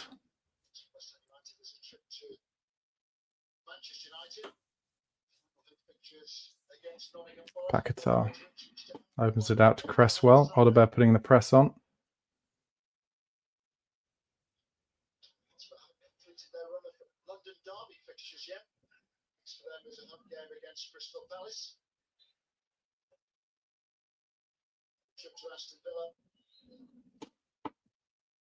Spurs' next fixtures, Palace, Villa. Nil point. Bissouma seems to have settled down since losing the ball. Oh, good touch in midfield from Sarr, and he's opening his legs. Get outside him, Tell. That's it. Good, good, good. Good football from Sarr. Finds Tell running into the box, and he shot. Maybe he shot too early, and he didn't get hold of it. That was great from Sarr, though.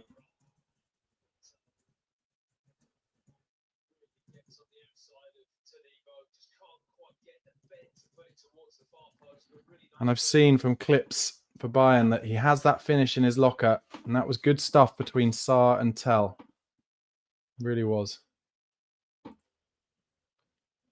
That's a shame. But that was better. And exactly what I want to see from Pap Sarr. Good football from Spurs on the left here. Opens it out to Kulusevski.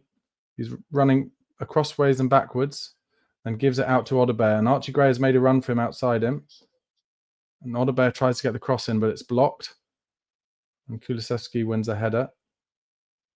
Good ball from Gray into Decky, who just runs into a blind alley, which he tends to do quite a lot. And Bissouma with a poor touch, and West Ham clear it. But Danso is back. Goes back to Vicario, who will open it out to Davis, I'm sure, and does. Davis out to Spence. Vicario. Gives it back to Ben Davis.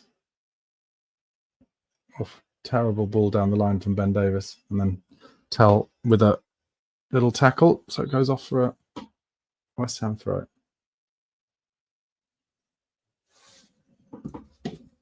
"52 minutes gone."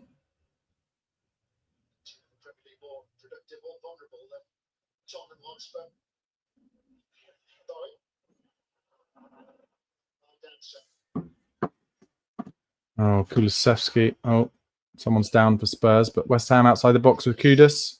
That would, of course, be the... Oh, here comes Souček's good block there from Bissouma.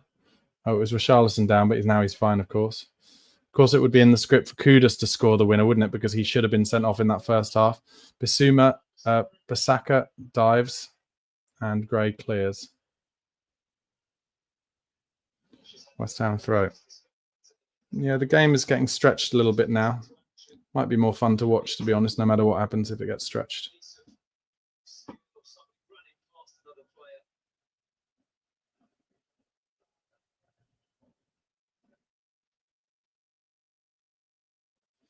Areola chips it into midfield.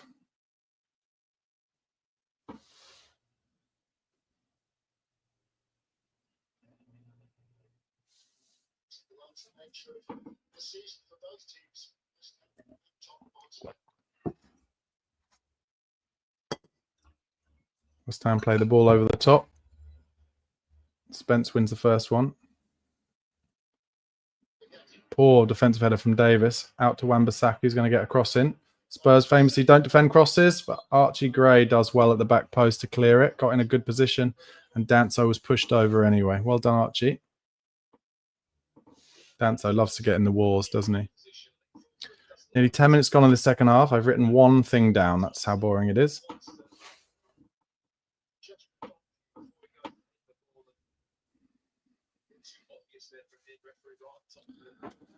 Will Ange risk bringing on any of his players who are going to play Thursday? I wouldn't. I'd go with Mikey Moore. Bring Mikey Moore and Ajayi on. Sod it. He won't. You know he won't. Davis whacks it off down the line.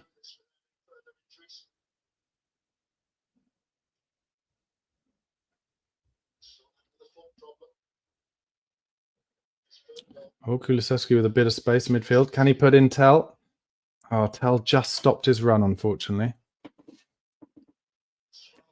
Tadibo turns away from him.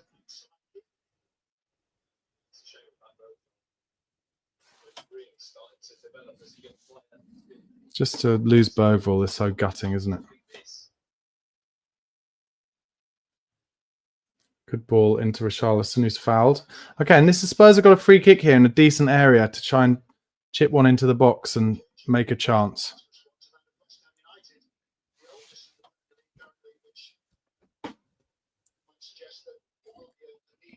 Well, Tell tries an early cross here. Chance here for Richarlison over the bar.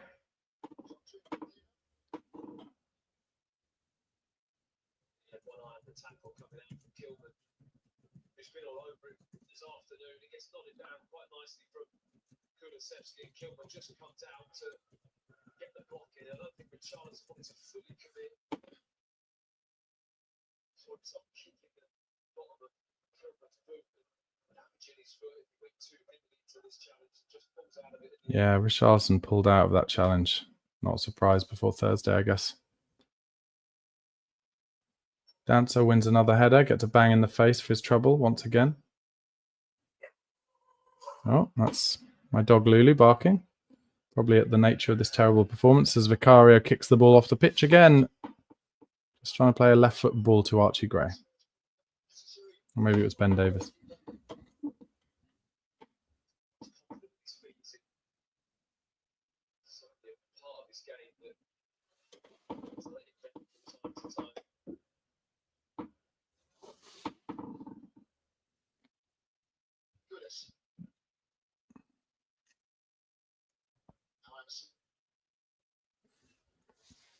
Paquetá turns Kulusevski out to Kudus. Spurs pressing West Ham backwards. And then Paquetá throws himself to the ground under pressure from Kulusevski.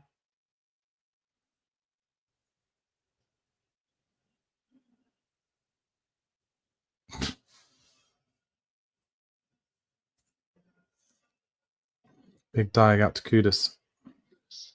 He's driving at Archie Gray. Gets an early cross in. It's very deep. Oh, chance for Bowen. Could be a beauty. Oh. It was almost Van Basten-esque, but it goes wide.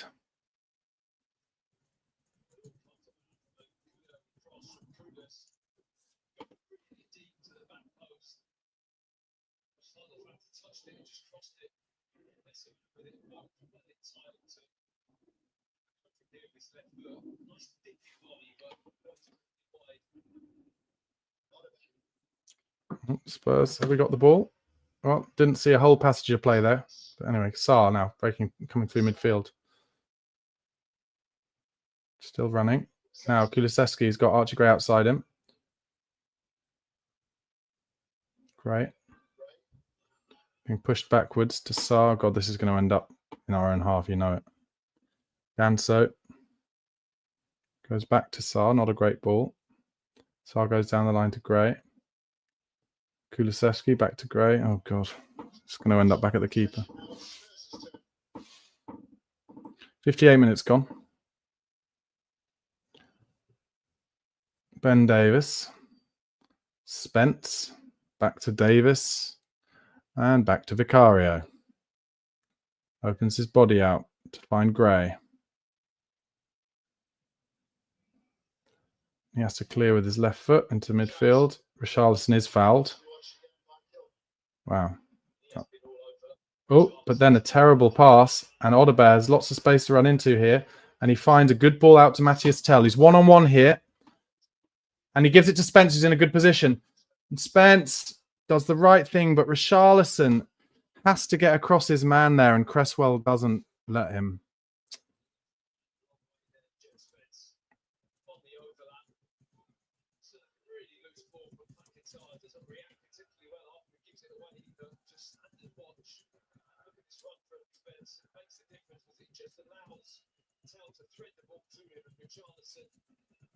Corner.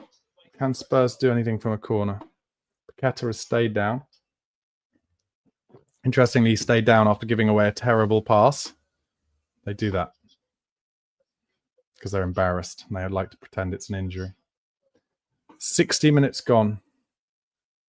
There are more chances in this half. Sure, it's opening out a little bit. Tell is going to take this corner. Let's hope he can deliver this corner better than he did the free kick in the first half. It's going to be an in-swinger. Starts it wide. Oh, cleared well by Kilman. Edge of the box. Basuma, not a good shooter of the ball. Rosed again.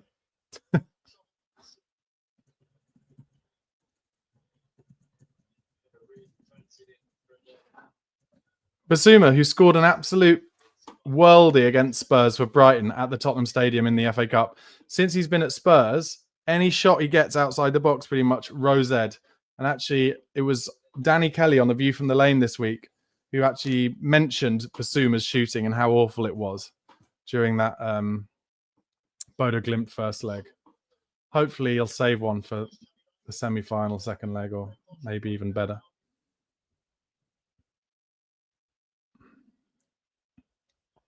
Wan-Bissaka. He looks like a decent player for West Ham, I have to say. Just looks a bit more dynamic than everyone else out on the pitch at the moment, Wan-Bissaka. When he gets the ball, that is.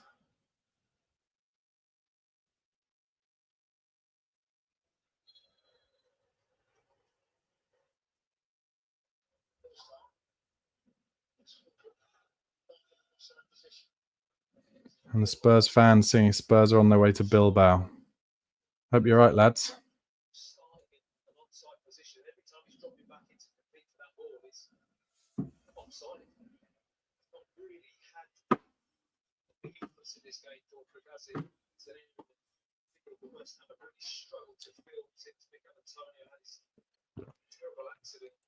Sarr does well there. Wins the ball back, goes back to Davis, and then cleared by Vicario. Charlison. Oh, lovely touch out the sky from Paquetá. Nice.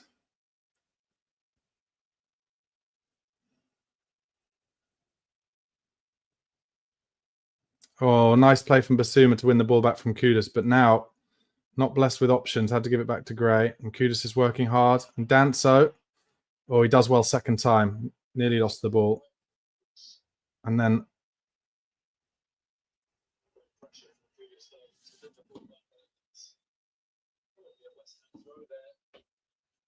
well, what that can't be is a Spurs throw, because Basuma was fouled, and then the ref doesn't give the foul, but Basuma put his hand on the ball on the pitch.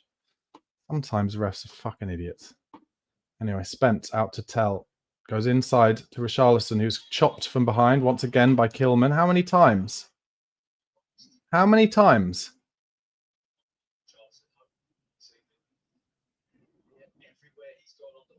Kilman has just been kicking Richarlison all game.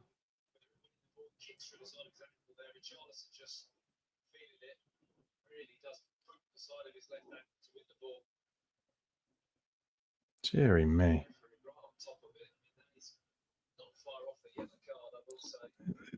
That should be a yellow card on totting up. Oh, look at this. Spurs had the free kick.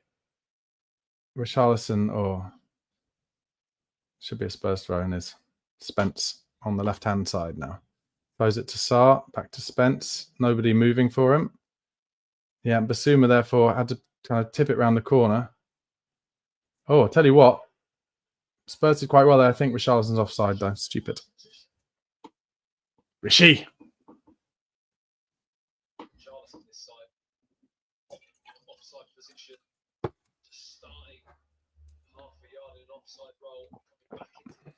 See what the other scores are.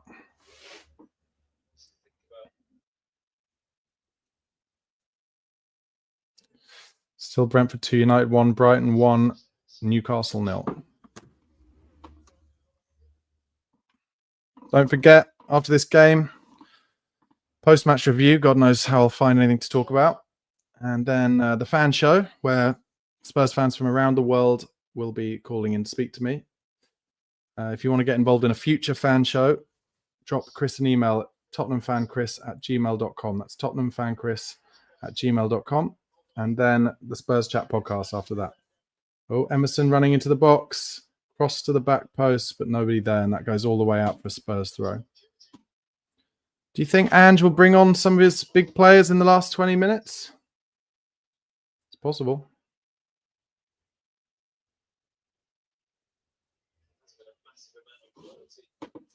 Did you see that yesterday Leeds won the championship title, which I'm sure will get Spurs a bit more money in that Manor Solomon loan, as we give the ball away in our left-back position.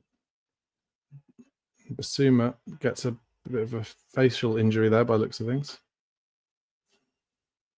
Yeah, so I wonder if Leeds... You'd think Leeds will try and buy Solomon, won't they? They've already bought Joe Rodon, haven't they?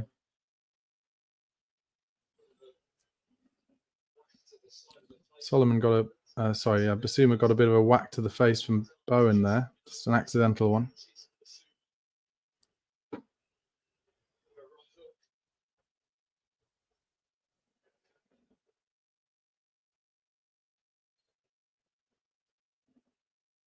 Oh yeah, it's actually a fist to the side of the head from Bowen. Accidental, but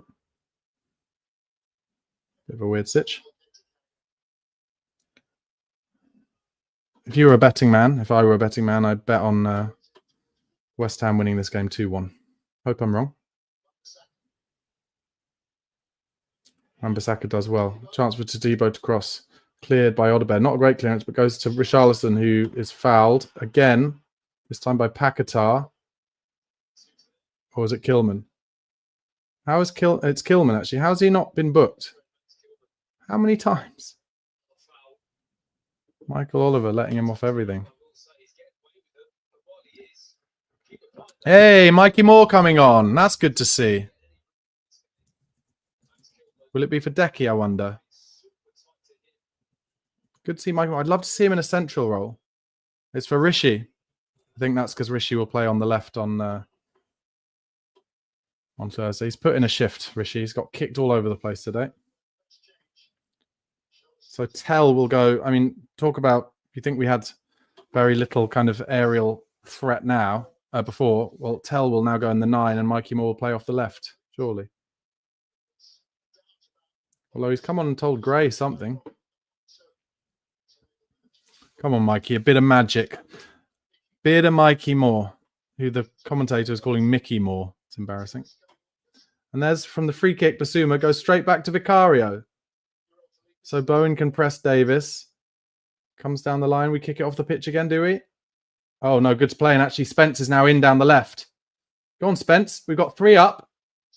Tries the outside of the boot cross, and it's blocked. But good football down the left.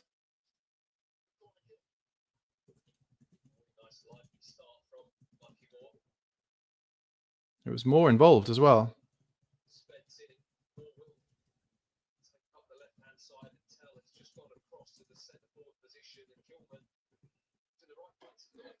And Mikey Moore straight away on the corner. I love it. Good lad.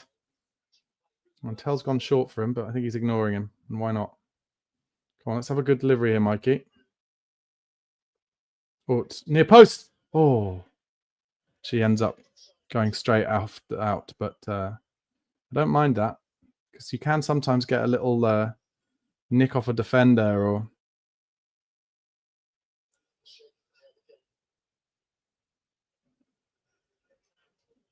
Mikey Moore likes to chew gum while he's playing.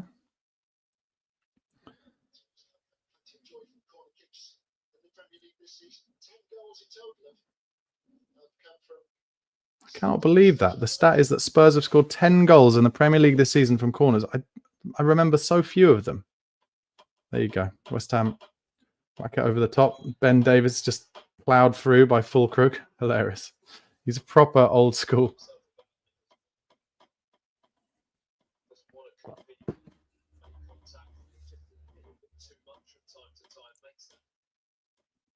Come on, Tottenham, make a chance. We've got in a couple of good areas in this second half, but I wouldn't say we've made many proper chances. But have we made ourselves any proper chances in the whole game, really? Maybe that one where Richarlison should have shot, but he was too unselfish. The goal that we scored was kind of made for us by West Ham. That's what I mean. Oh, dear. Poor play between Danto and Archie Gray. It goes off for a West Ham throw.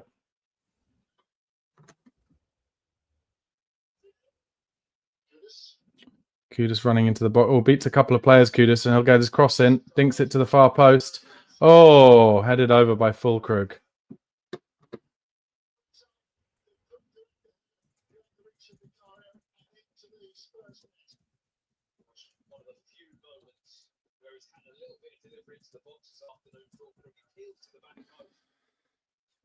Bit weird, isn't it? Not having Mikel Antonio over West Ham scoring against us. Because he crashed his car. Broke his leg, his thigh bone, I think. Anyway, that was a good chance for Fulkrug. Kulusevski opens the ball out to Sarr. Spence, sorry. And then Ben Davies goes down the line to Mikey Moore. He pulled off his man well there. And he's going to wait and give it to Spence at the right time. Beautiful play from Mikey Moore. Oh, and Spence, well defended by Tatibo. That's a corner to Spurs. Mikey Moore's just got something about him. Just got something about him where he knows when to drift off a player.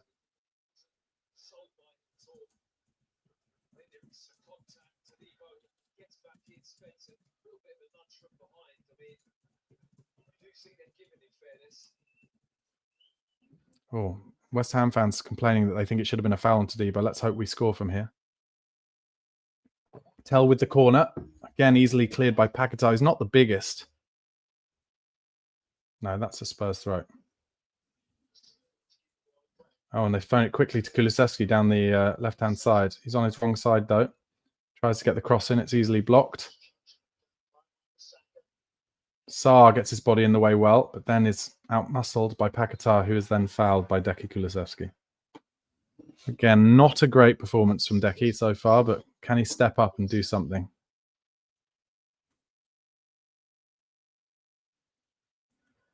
Just a pirouette from Kulusevski. He claims that it wasn't a foul, but I'm sure it was. West Ham have put themselves in a bit of trouble on the right-hand side. Odebear nearly got it. But then they've dealt with it well and played them their way out, but Tell gets in. And it ends up going back to Tatibo. I just want to get the ball to Mikey Moore more than anything. Spence handballs it. That's a free kick to West Ham. 72 minutes gone. It's drabbing out at the moment, this game a bit.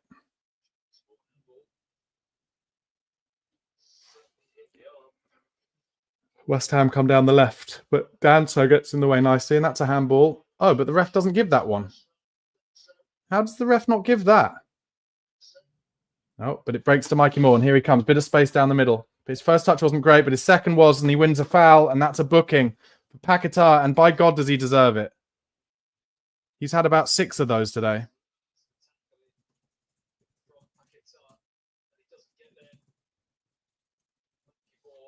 Good stuff from Mikey Moore. What a little player.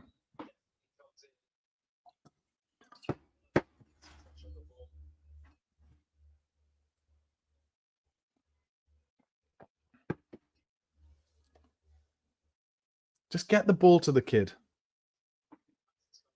Yes, he has. Okay, so we got a free kick in the center circle. What's the betting that Basuma, who's on it, will go backwards? There he goes. Oh, wait. Now Oliver's trying to get involved. Oh, it's Fulkrug having a go at Oliver. Just book him. Oh, it's Souček, sorry. Just book him.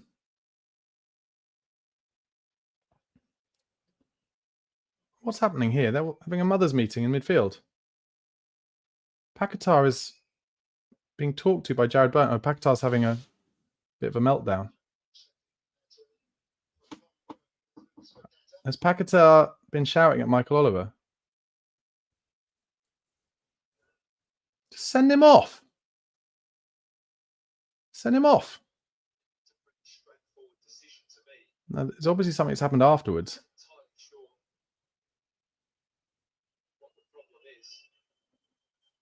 Scores a weird break in play here, but I think Paquetá must have got annoyed afterwards.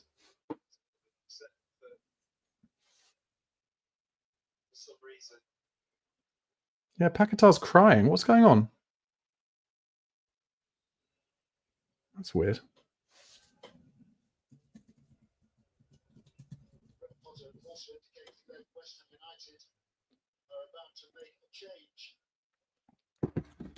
I'll tell you why Paquetá might be crying.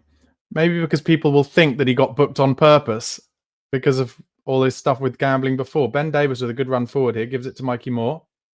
He's fronting up to Tebow. Tries the early cross, Mikey Moore. It's not a great cross, but I love the early cross. And then Basuma refuses to go with Souček, so lets him go in the midfield. And Kudus doing Archie Gray on the outside, but Gray does well to hold him up. Good stuff. And Paquetá now in midfield. Tries a little dink over the top of Spence, but he gets there with the header.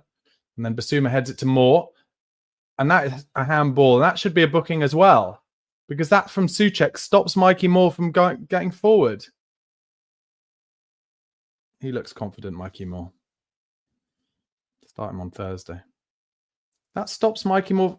Jesus, that is such a booking. Literally just pulled his arm out to stop the ball going forward. Anyway, Spurs coming forward now. Oh, what a horrible ball. Who the fuck was that? Was that Danso?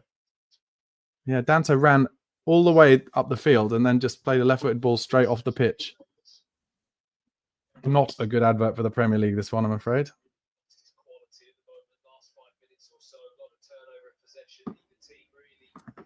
76th minute.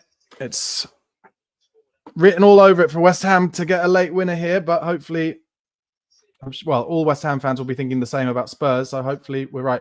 Bit of space for Mikey Moore here. He's got men around him, so he has to knock it off to Spence, but Moore goes up for a run outside him. Spence comes inside to Sarr. Just keep going forward. No, okay, backwards to Basuma.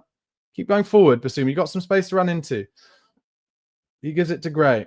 He gives it to Odebear. He's hardly been involved the second half, and Odebear is just tackled. It is a throw to Spurs.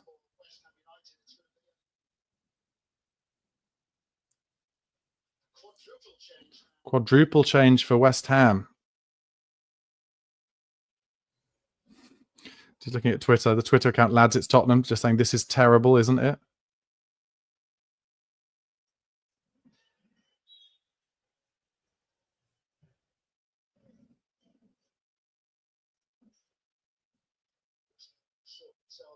This is Mikey Moore's first appearance in 3 months for Spurs. And now it's a free kick to West Ham in the left back position. Ooh! Hope you guys are enjoying your bank holiday weekend, at least those of you from the UK. And you find something to do tonight that is far more enjoyable than this pile of shit that we've been served up. Not that I'm surprised by that, but it just is. Ben Davis wins a header. Ball out to Wan-Bissaka. Mikey Moore going to chase him down. Nice little 1-2, but Moore grabs it off him. And then Moore plays a good ball out wide to Papsar, I think it is. He slows it down, then plays it wide to Kulusevski. Uses his strength to hold it up, Decky. Well played. Comes back to Spence. He slows it down to Basuma, to Sarr. Sarr runs in a bit. Good lad. Comes forward. Okay, to Tell. Opens it out to Odebear, who's got Archie Gray running outside him. Oh, he went too early for Archie Gray, but at least he tries to get the cross in. Someone on the edge of the box. Sarr just lets the ball bounce, but Spence making a run outside him. Oh, have a dig, Sarr. Why not? Oh, just over the bar from Papsar. Good lad. We actually had a shot. Good lad. Yeah, and the commentator saying just nice to see someone have a go. That's how boring this game has been. It's not far over. I think the keeper, it's pretty central, so the keeper would have had it covered, but at least he's having a dig. He loves those kind of side foot with power shots, doesn't he, Papsar? I'll tell you what, he's tipped it over. Should be a corner. Yeah, it should be a corner. Fucking hell, ref! So many decisions Michael Oliver has made. Oh, Evan Ferguson coming on.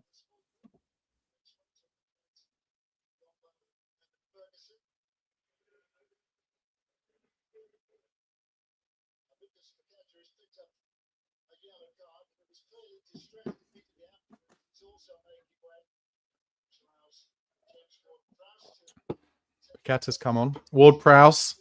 Free kick United. He'll get his next free kick against us. He's done it before for Southampton. 10 minutes to go.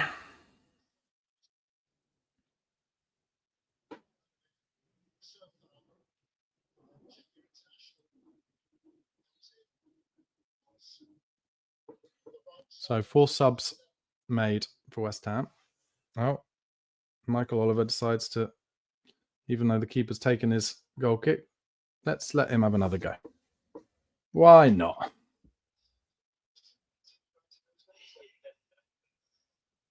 Doesn't appear to be a change in shape, does there? Looks like a back three with on the right side of the three. Or the other players just slotting into the positions of the players that came off. Sarr wins a header, but it goes off for a West Ham throw.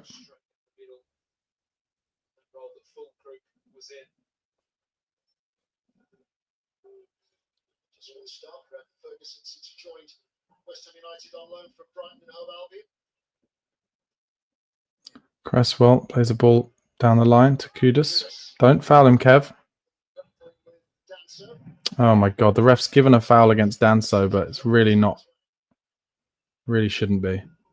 It's wide left.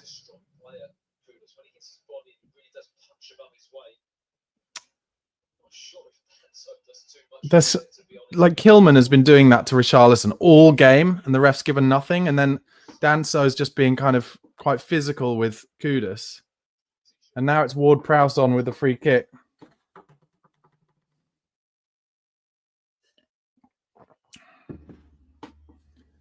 He's like the Callum Giles of football, for those of you who are old and remember Olympic hockey. Here's the delivery straight to Vicario. Oh, I'll tell you what, it's a brilliant save from Vicario, but terrible defending from Spurs.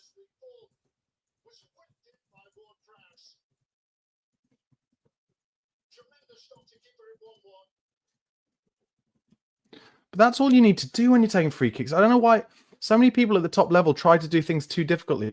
Ward-Prowse just puts it in that corridor with pace. So anyone running across any touch will cause trouble. And then no touch on it caused him trouble as well. And that's another foul by West Ham. Should be a booking, but won't be. But it was a good save to his left because the ball just bounced not too far ahead of him as well. It was actually flicked on at the front post by Bowen with his head. And he's going the wrong way, Vicario. So that is a good save. And he gets a lot on it as well to get it away from trouble.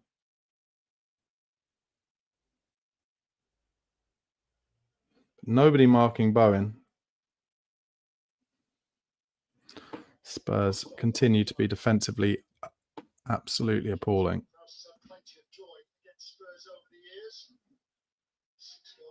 Yeah. Ward-Prowse has 6 goals and 4 assists against Spurs in his career. So there you go. That's why I was saying that. As Danso clears it over the top. Tell chases down the keeper. Let's just get it back to. Let's get the ball to Mikey Moore again. That's where it's been most enjoyable today.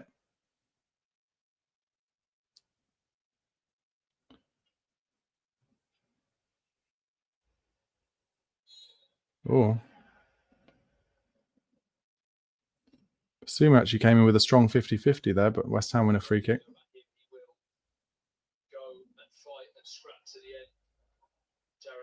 One of his star qualities is why he's loved so much by the West Ham fans.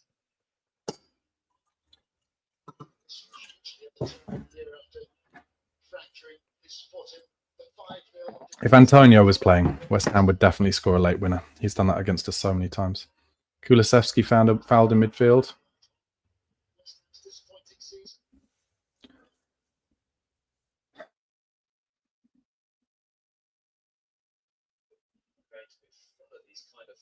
Yeah, this game's, the co-commentator's saying the game's been full of these little fouls. It's been so shit, this game, honestly. Total dross. And again, free kick to Spurs, straight back to Vicario, just so he can kick it long. And he kicks it long up onto the head of, well, towards Mikey Moore, but it's headed back to the keeper very easily.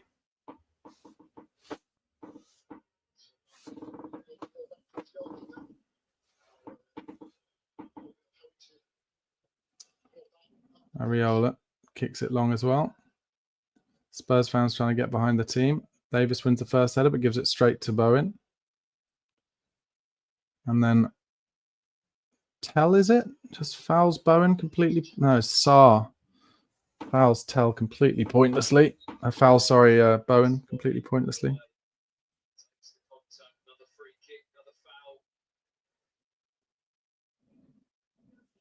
Really naive from Spurs, because in a game like this, it's so clear that the best chances for West Ham are going to come from deliveries from James Ward-Prowse.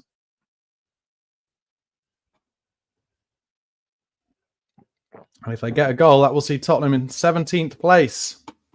Here comes the delivery. It's a good one. West Ham win the first one. Comes to the edge of the box. They dink it to the back posts, but it's over Spence and a goal kick. Good communication at the back stick there from Spurs. For once.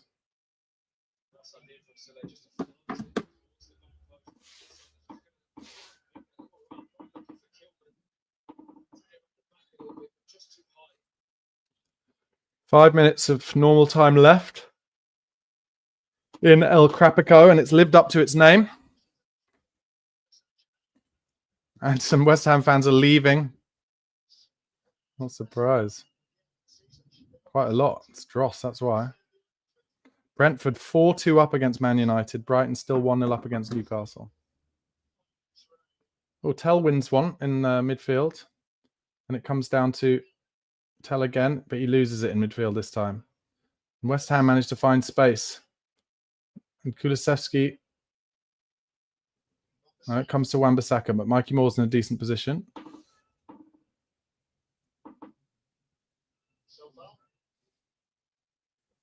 Ward-Prowse now brings it across. It's going to come to Cresswell.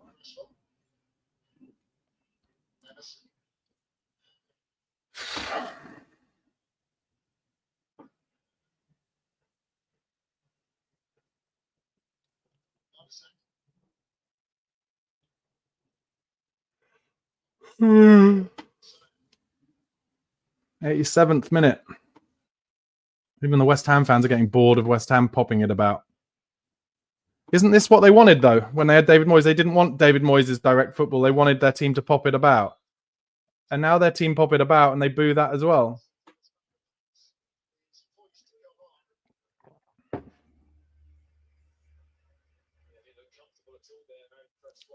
Another sub for West Ham.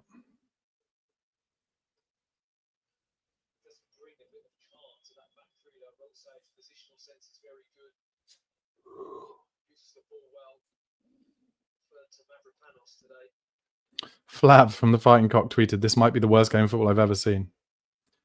Tottenham talk. If we're missing Bergvall and Madders for that final, we're in trouble. That's if we get to that final. But yes, without Madders and Bergvall, we are absolute dog's dinner, mate. But there we go. Anyway, Kulusevski drives through midfield, loses the ball. Oh, and then Matthias Tell unnecessarily elbows someone, gets a yellow card.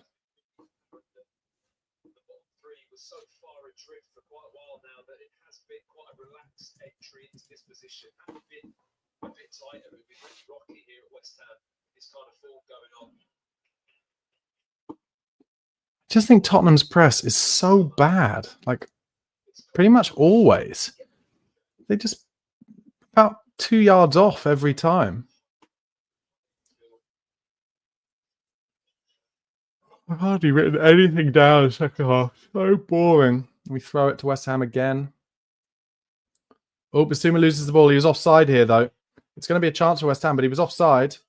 And it's nearly an own goal. And finally, the lino puts his flag up. But Archie Gray did okay there.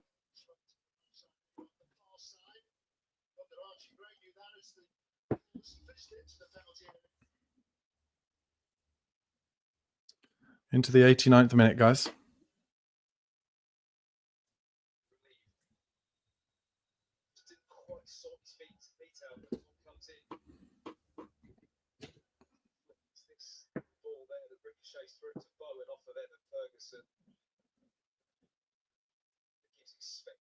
To deal with that Archie Gray, and it just ended up at his feet.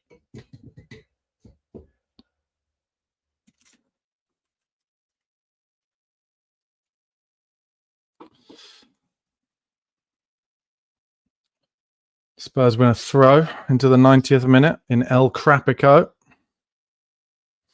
One of the worst football matches in the history of time. No creativity from Tottenham all game. Spence. Oh, tell you what, we've made the byline with Mikey Moore. Can he cut it back? Oh. But he was offside anyway, but his cross was pretty poor.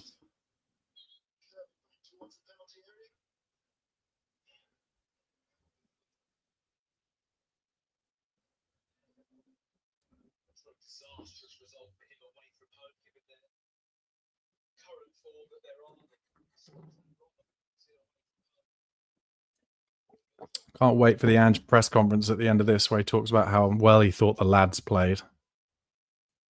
Fuck off, mate. Anyway, here come West Ham down the right. They got a cross in. Danzo's done well with that. Oh, but chance on the edge of the box for a shot. Ward-Prowse was it. Now another cross to the back post, but Gray is in a decent position. Odebear, not even in this game second half at all. Not by his own fault. We just haven't got the ball to him at all.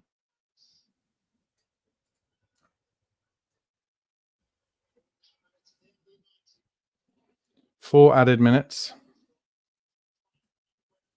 Oh, West Ham have a chance to get a cross in. No one stopping the cross. Licked, but comes to the back stick. Wan-Bissaka tries a bit of skill over Mikey Moore and then just lobs one up. That goes straight out of play. That kind of shows the levels on show today.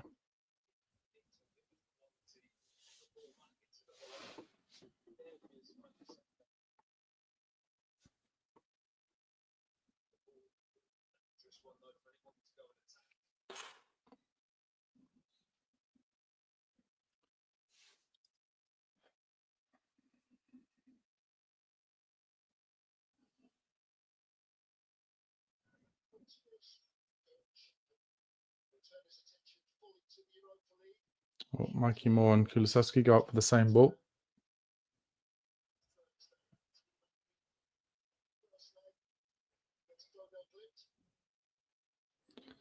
Ward-Prowse to Wan-Bissaka.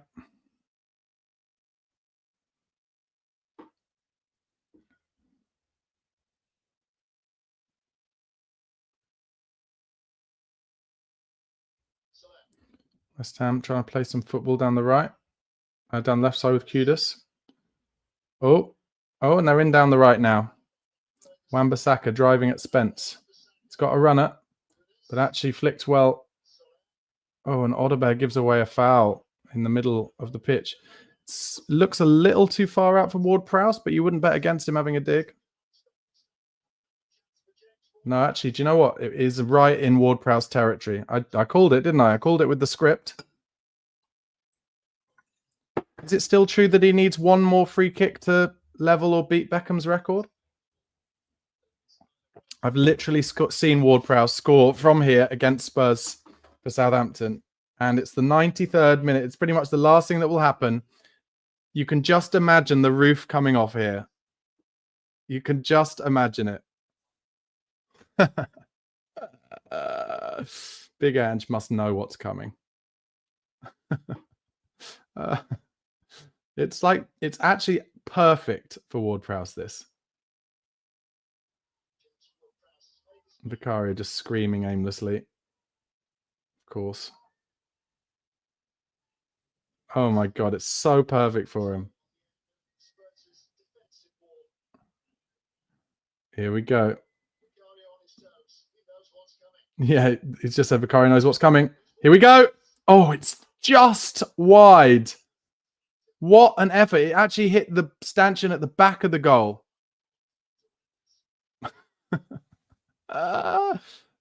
It's so close. Oh my God. And Vicario trying to act like he had it covered, but he didn't. Oh my days. He didn't need to curl it as much as he did, and that will be the end of the most boring game of football I've ever watched in my entire life. I'm just going to hold on to hear what the crowd reaction is. In fact, most of the crowd have left. Tell flicks it on.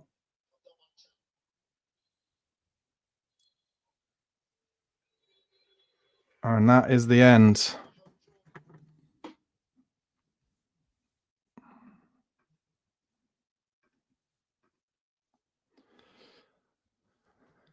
This is my instant match review to the West Ham 1, Tottenham Hotspur 1 Drossfest at the London Stadium. Talk about two teams lacking confidence, lacking ideas, lacking ability, lacking desire at times, motivation. I mean, it says a lot for West Ham that they can't beat a team of Tottenham players of whom I think only 3 maximum will play on Thursday night against Bodo Glimt. Yeah, it was poor.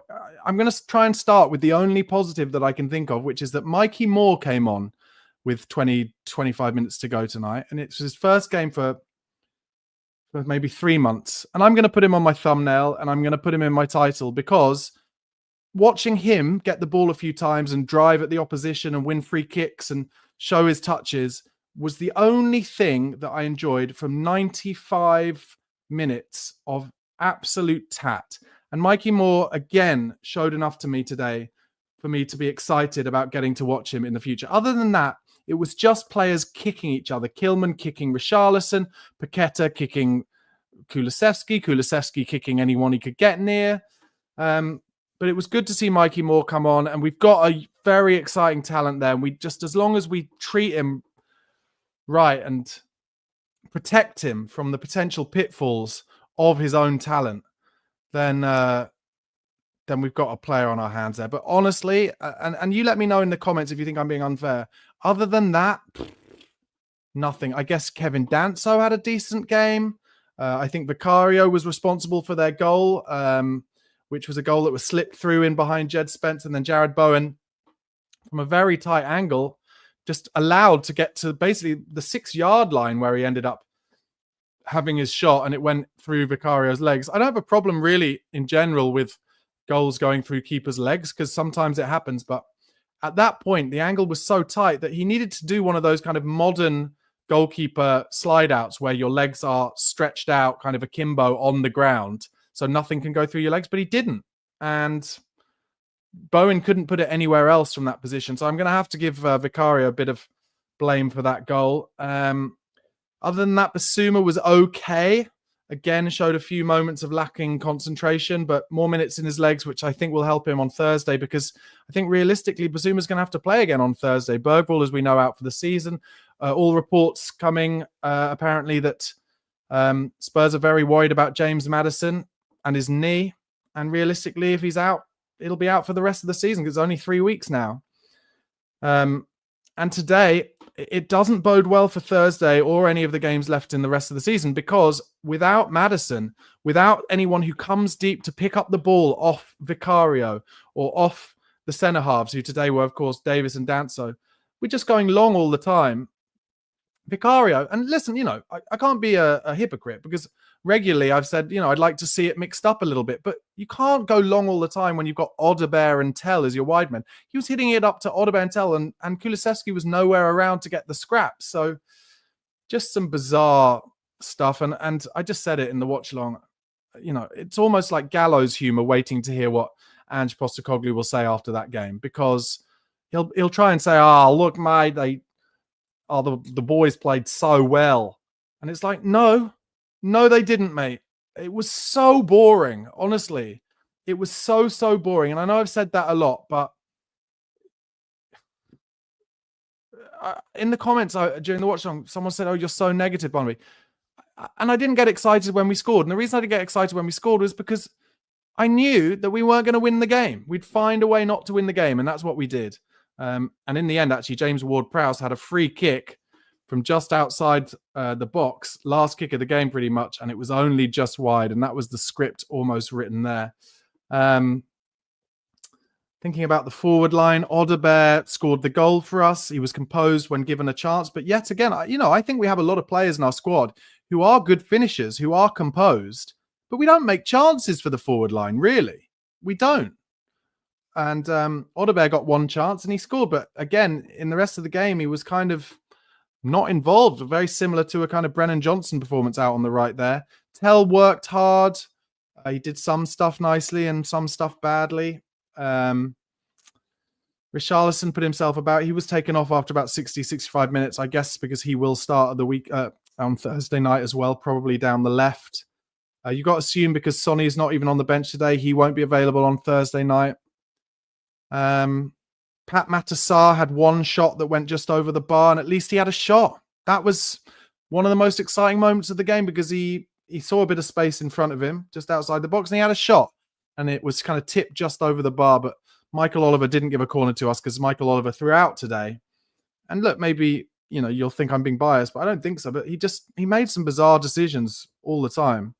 But anyway, who else? Jed Spence had a poor start to the game. First 40 minutes or so was poor. After that, he just looked like he didn't care, and maybe his head's gone a little bit, because we were fairly talking about him potentially as Tottenham's player of the season at one point. And then for these big important games, Udogie and Porro have been brought back in, and they've both done really well in those Europa League games. And I think maybe Spencer's lost his head a little bit, because he was just off it. He did improve after 40 minutes. He got one very important block in on a cross that would have definitely led to West Ham's second goal. So credit to him for that. And he kept on running. He kept on working outside Mikey Moore when he came on the left. but just not a great deal to talk about after that game. It was really poor. So I'll go with my ratings. Vicario, 6. He made one very good save, actually, back end of the game. Ward-Prowse came on and did as much in his little cameo as anyone for West Ham by basically taking a couple of free kicks. And his delivery is so good. And he had one wide free kick that he put in that corridor in between our back four and Vicario. And actually, Jared Bowen came in, got a little bit of a head on it.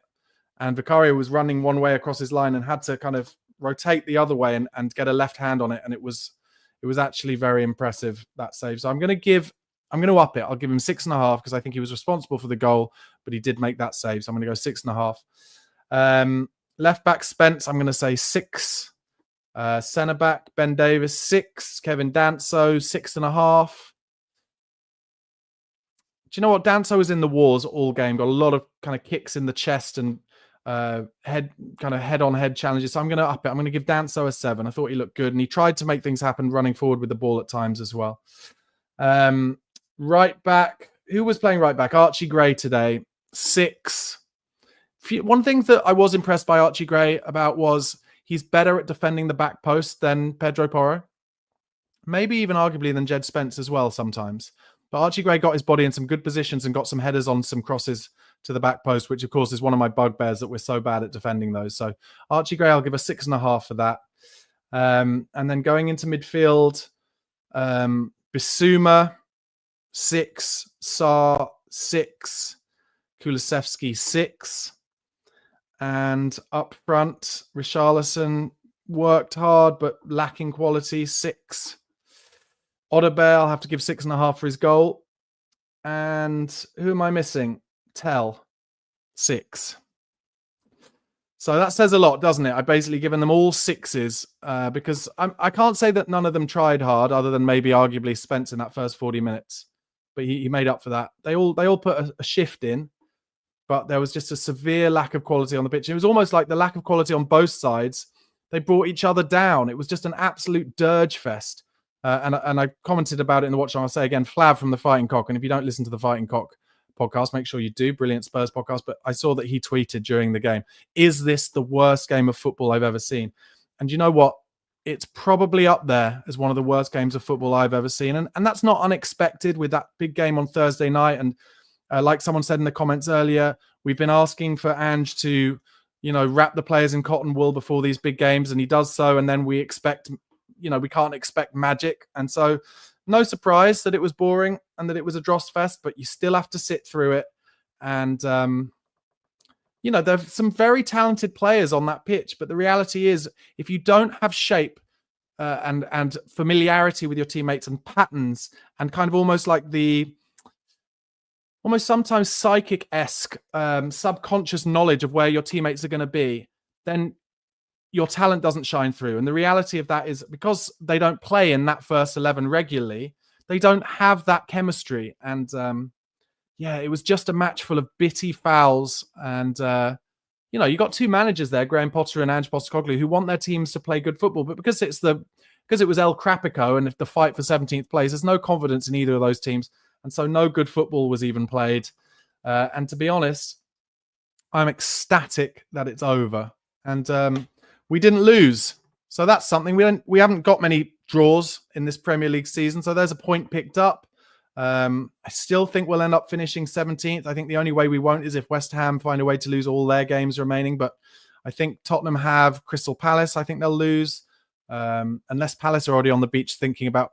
Actually, that's a good point. It's Palace at home, and also they may not want to get injured, those players. So it'll either be they won't want to get injured, they'll drop off a few percentage points, or they'll all be trying to play their way into the cup final team, in which case they'll beat us.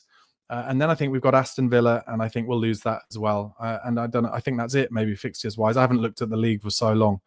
But anyway, more importantly, Thursday night, hopefully no more injuries today. Hopefully a bit of luck about hearing about Solanke and Maddison, but from all reports, it doesn't look good on Maddison. And I think even more than ever, Thursday night now looks like it's going to be a bit of a slugfest. But I'm hopeful that we've got enough. I think we will score a goal, so they would need then 3 goals to level us. And I'm hopeful that with Van de Ven and Romero and Udogie and Porro at centre-back and Bentaker in front of them, that we won't concede 3 goals, even on their difficult plastic pitch. A lot of the games that we've lost this season, albeit 19 of them in the league, have been by 1 goal, and losing by 1 goal on Thursday would be enough. So let's hope that it's that or better. All right, guys, thank you so much for watching. Do give this a like if you haven't already. Please do subscribe to the channel. And, of course, come on, you Spurs.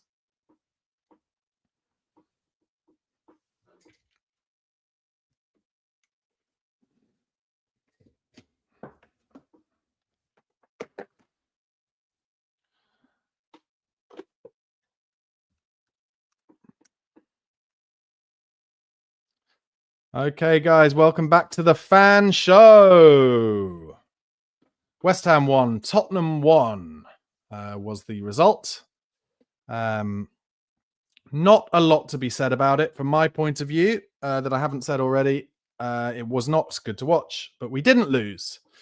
As ever, on the fan show, I will be talking to Spurs fans from around the world about their feelings on that match.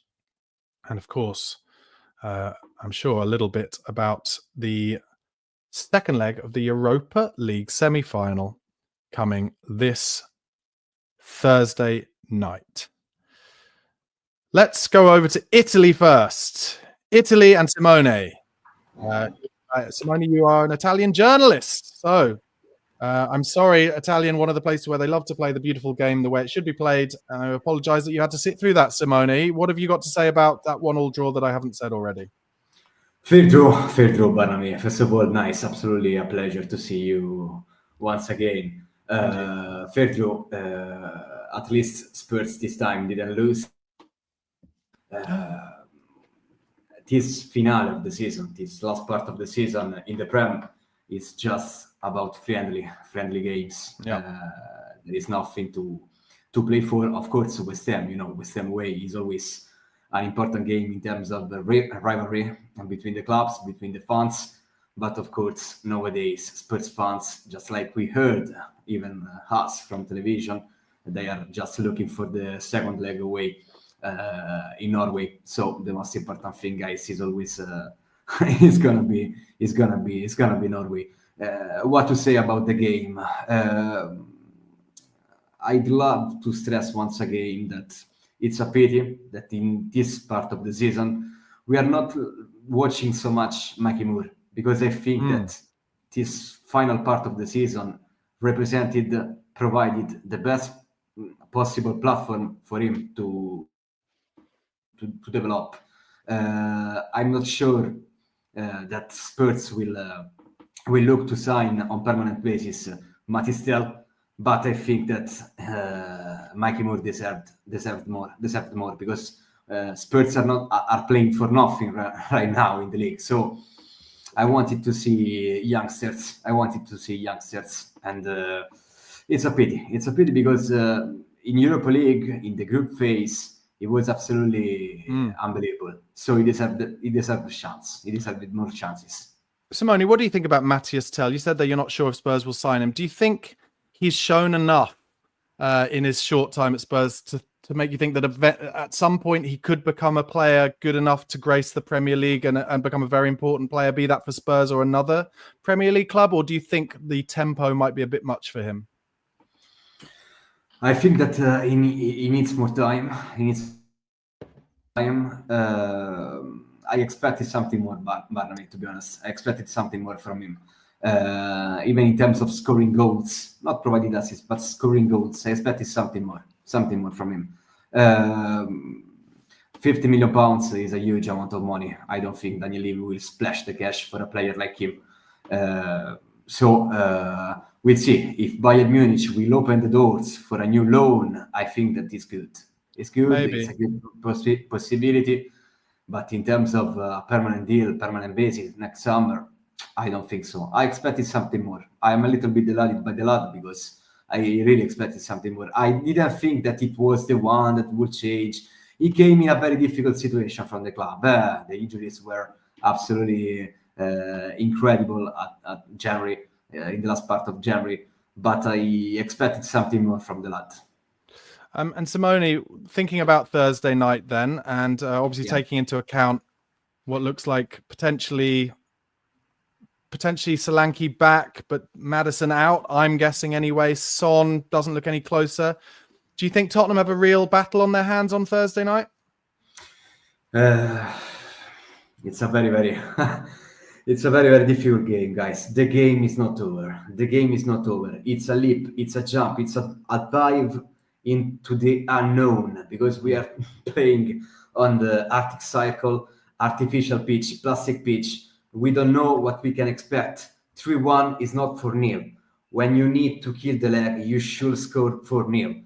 Yeah. And it's typical Ange Postecoglou conceded goals the way Spurs conceded on the last part of the game. So we know Spurs, but better, mainly we know Ange Postecoglou's Tottenham team. So the game is open. They believe, Bodo Glimt believe, they are the best tale of the last couple of years of international football, of European football, because geographically what they are doing is absolutely incredible. So I think that once this time, the most important thing should be try to score as soon as possible. Try to score as soon as possible, because if Spurs manage to get an early goal, it will change completely the tie. So hoping for the best, but it's not an easy game, because we don't know what we can expect from that game. Simone, I just want to ask you something. You're an Italian journalist, so I'd like to just ask before I let you go, where are Tottenham now in terms of what Italians and Italian media and people think of them in terms of as a club? Obviously, you know, the league table looks bad, but in terms of Tottenham as a club, where maybe some Italian managers would or wouldn't be interested in taking the job, because we will obviously, I think, most likely be looking for managers. Is it still a club that you think Italian managers would want to come and manage, or has the Antonio Conte situation made people think again? In terms of Tottenham reputation in Italy, I wouldn't say it collapsed after Antonio departed the club in that way. But of course, when Harry Kane decided to move on and join Bayern Munich in order to try to win the biggest things in football, in European football, like Champions League, for example, Bundesliga, it was not good from the Italian perspectives. So I heard a couple of rumors about Simone Inzaghi. Simone Inzaghi is appreciated by Fabio Paratici. Now it's time to see if Fabio Paratici, maybe in August, will be back at the club, because the deal between him and AC Milan definitely collapsed 2 weeks ago. So Paratici is still on the market. Of course, we know that he's good. But Inzaghi is the Inter manager, right? Yes. Why would he leave Inter to come to Tottenham Hotspur in any world? There are rumors about the Simone Inzaghi's era at Inter de Milan that is arriving at the final stages, because 4 years now in Champions League, it's time to go all or nothing. So there are rumors about Inzaghi and Inter de Milan that can separate their future.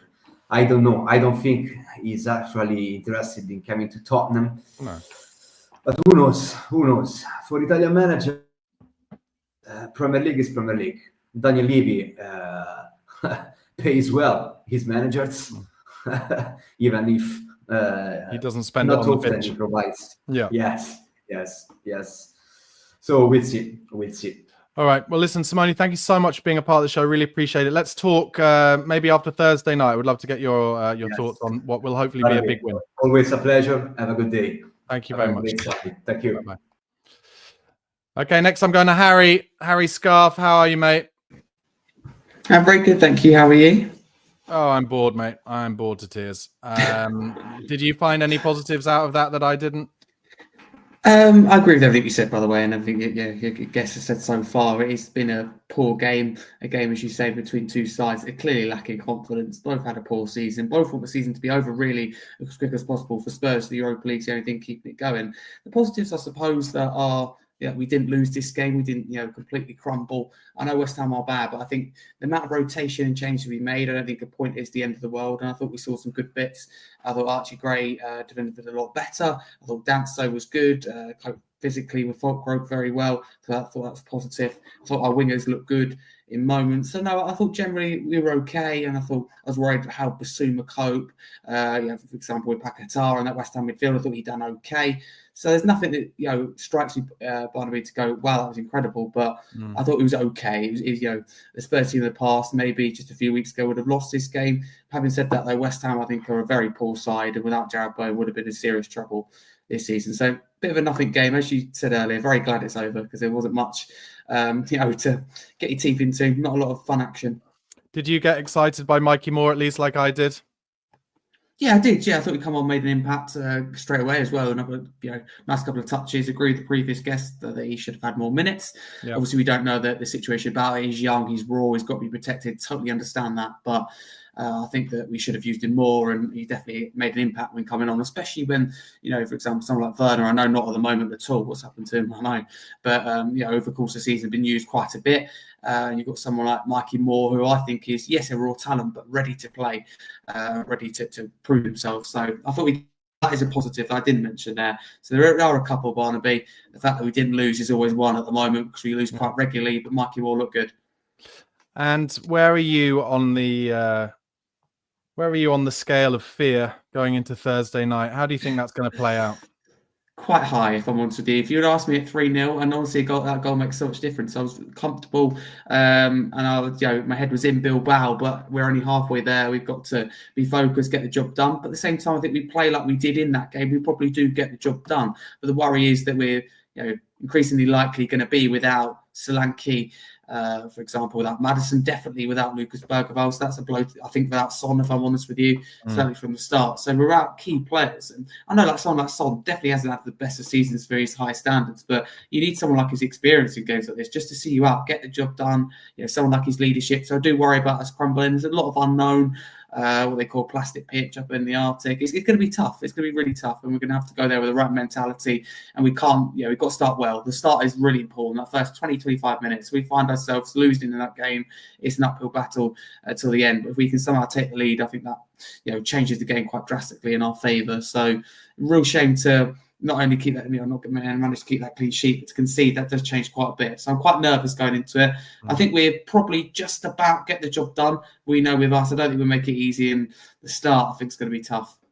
Where do you sit on what I was kind of saying during the watch along? I said it last couple of games on how different Kulusevski plays in that 8-10 role to Madders, and it just shows to me that it can't be because when Madders plays in it, very regularly he finds himself in that kind of inside left position to get the ball off the left, Mickey van der Ven, say, the left-sided fullback. Yeah.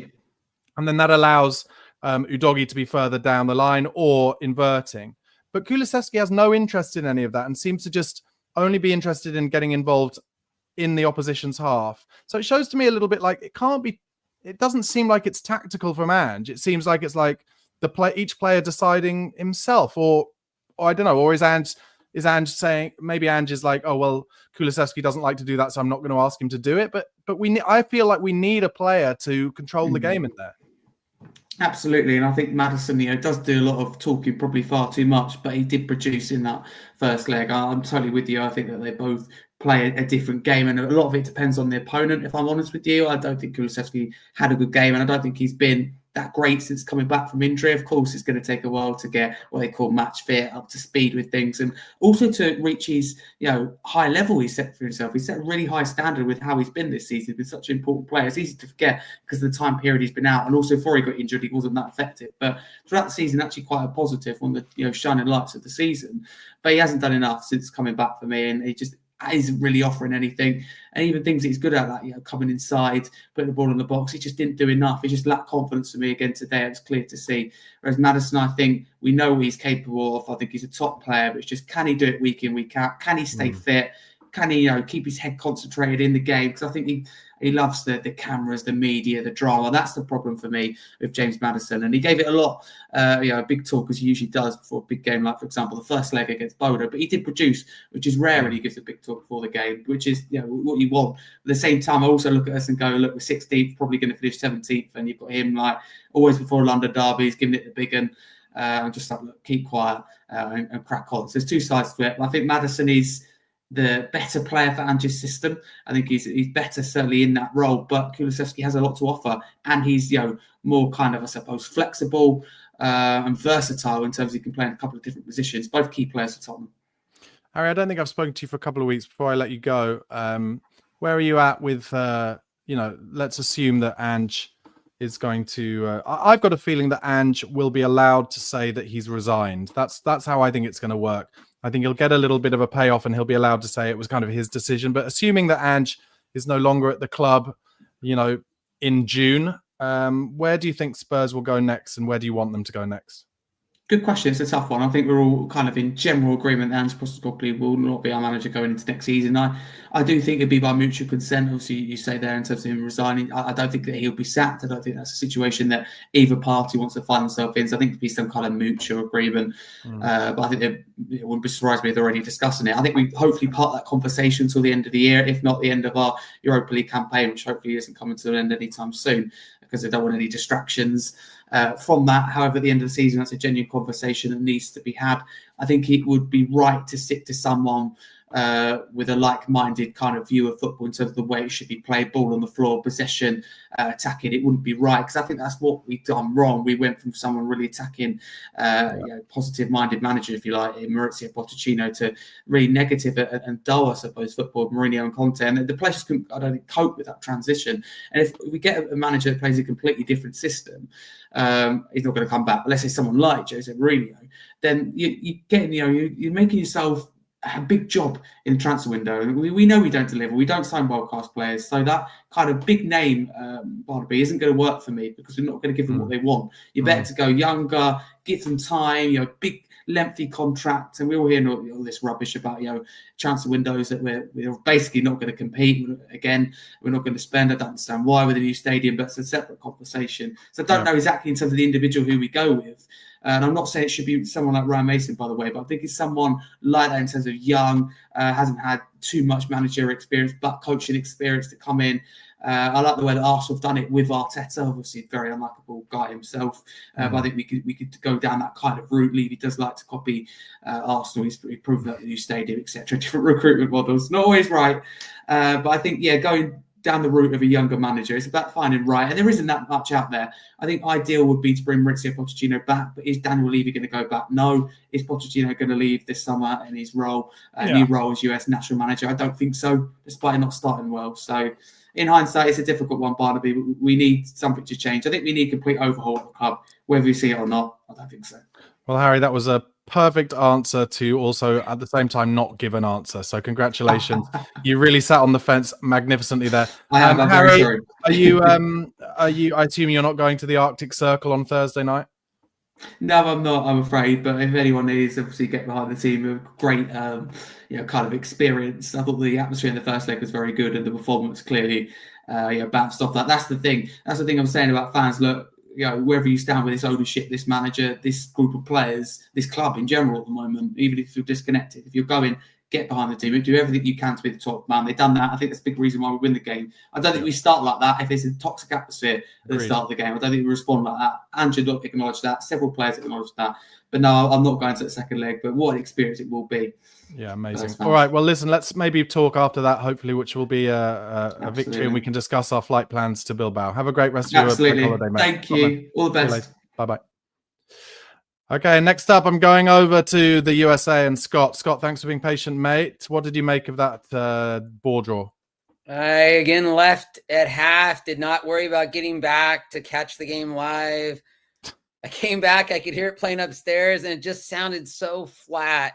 Didn't hear you reacting, and I was like, okay, it's got to be still 1-1. Oh, miserable. But very miserable. I'm not going to start moaning. Some of the people that get in here, they're like, ah! It's like, this is what it's been all season. Our Sunday games, I don't remember the last good Sunday game in this whole Europa run. Yeah. Do you? When's the last good Sunday game? Not really, but let me try and turn this to a positive. If I had offered you this situation at the beginning of the season, a Europa League semi-final, 3-1 up after the first leg, but you're 16th in the league and probably going to finish 17th, would you have taken it? That's almost impossible, really, isn't it? Because, I mean, we're getting this amazing cup run, and I don't think it's really been that lucky. I think we've really had a good cup run, but it's embarrassing. You know, when these, like today, it's almost like, well, who cares? I don't even care because I know they're going to play crappy. He doesn't start Kinski because he's afraid. Spence, he always puts in on the left. I think he had a good run on the left, but I don't think he's really cut out for the left consistently. Occasionally, yes. But the notion that he can just jump over the left, I think he should be starting the right in this game, and then on the left with Puro on the right. Yeah, in the next in Europa. But I think he's resting Puro. I mean, Udoghi's done well since he's coming in the Europa League, though.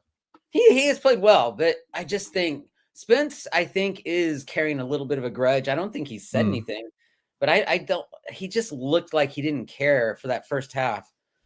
Then he looked like he cared in the second half, probably because he knew he didn't look very good.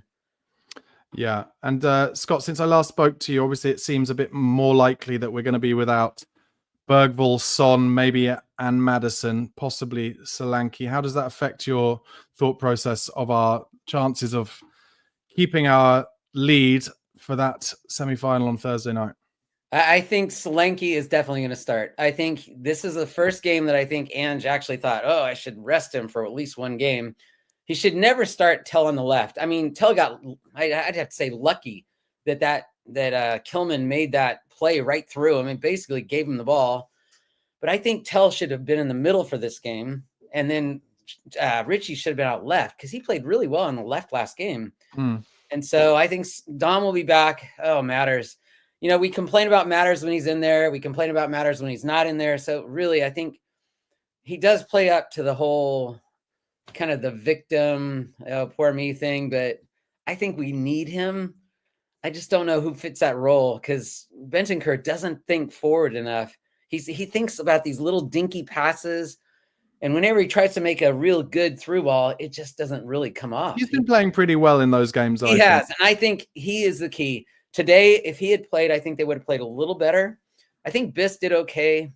I mean, I don't know. I think you were a little generous with your sixes because I think Spence was a 5. I mean, he didn't play well enough. He improved after the first 40 minutes. That's what I thought. So he went from a 3 to a 6, but you got to average those. Yeah, maybe a 5. I don't know. I guess maybe I was just like, I know. We didn't lose. We didn't lose. I'll give them all 6s. Sign of the devil.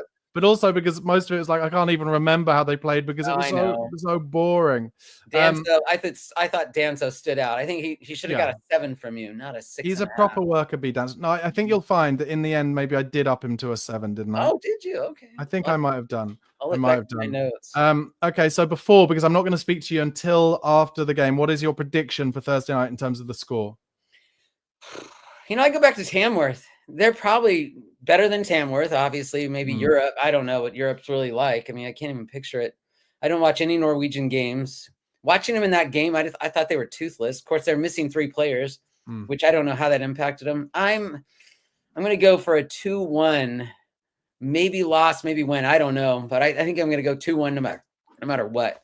But we'll be in the final. I like that positive. In the final. I mean, hell, why not? I mean, sometimes I read the comments. It's just like, oh, loosen up. Well, I think if we do make it to the final, no matter how we do it, we'll be very loose on Thursday night. Thanks so much for being a part of the show, mate. And let's speak again after Thursday. Maybe. See you later. See you. Bye-bye. Okay. I'm just going to ask Gary if you can come back to your camera if you're still there and we can talk. But if not, then I'll just go through some... Yes, here comes Gary. There he is. He was just off camera. I'm going to let him sit down. Checkmate734 says Tottenham will play exactly like this against Boda. The only difference is that Boda won't be good enough to take advantage and exploit Tottenham's weaknesses. Well, I think they'll be better than West Ham personally, but let's see what happens. Okay, Gary, thank you. Sorry about that, mate. Thanks for being patient. What did you make of that game at the London Stadium today?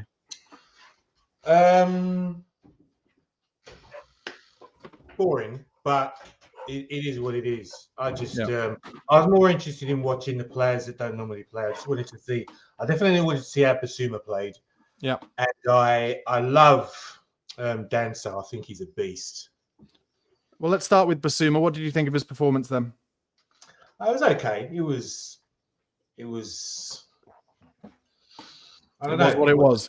Yeah, well, it was what it was. It was never gonna be a Goliath like he was against Bodo. But it just seemed to me. Sorry to interrupt. It seemed to me like there were so many fucking bodies in the middle. It was like endless little fouls because they were just nobody could get the ball out of their feet at any point, and it was almost made worse by the fact that Spurs were kind of unwilling to get it wide a lot of the time. So then, each time they got a free kick, they then pass it sideways and backwards to Vicario, then long up to nobody. We lose it, comes into the middle, a little foul, a bit of head tennis, scrappiness, boring, like you said. And so none of the players, until Moore came on, I thought, none of the players were able to show any ability to kind of create space. But Moore straight away, I really noticed, was able to kind of, I think maybe by showing his fullback, he was going to go down the line and then coming deep, was able to create some separation and find some space for himself, which is why I kind of enjoyed having him on the pitch at least.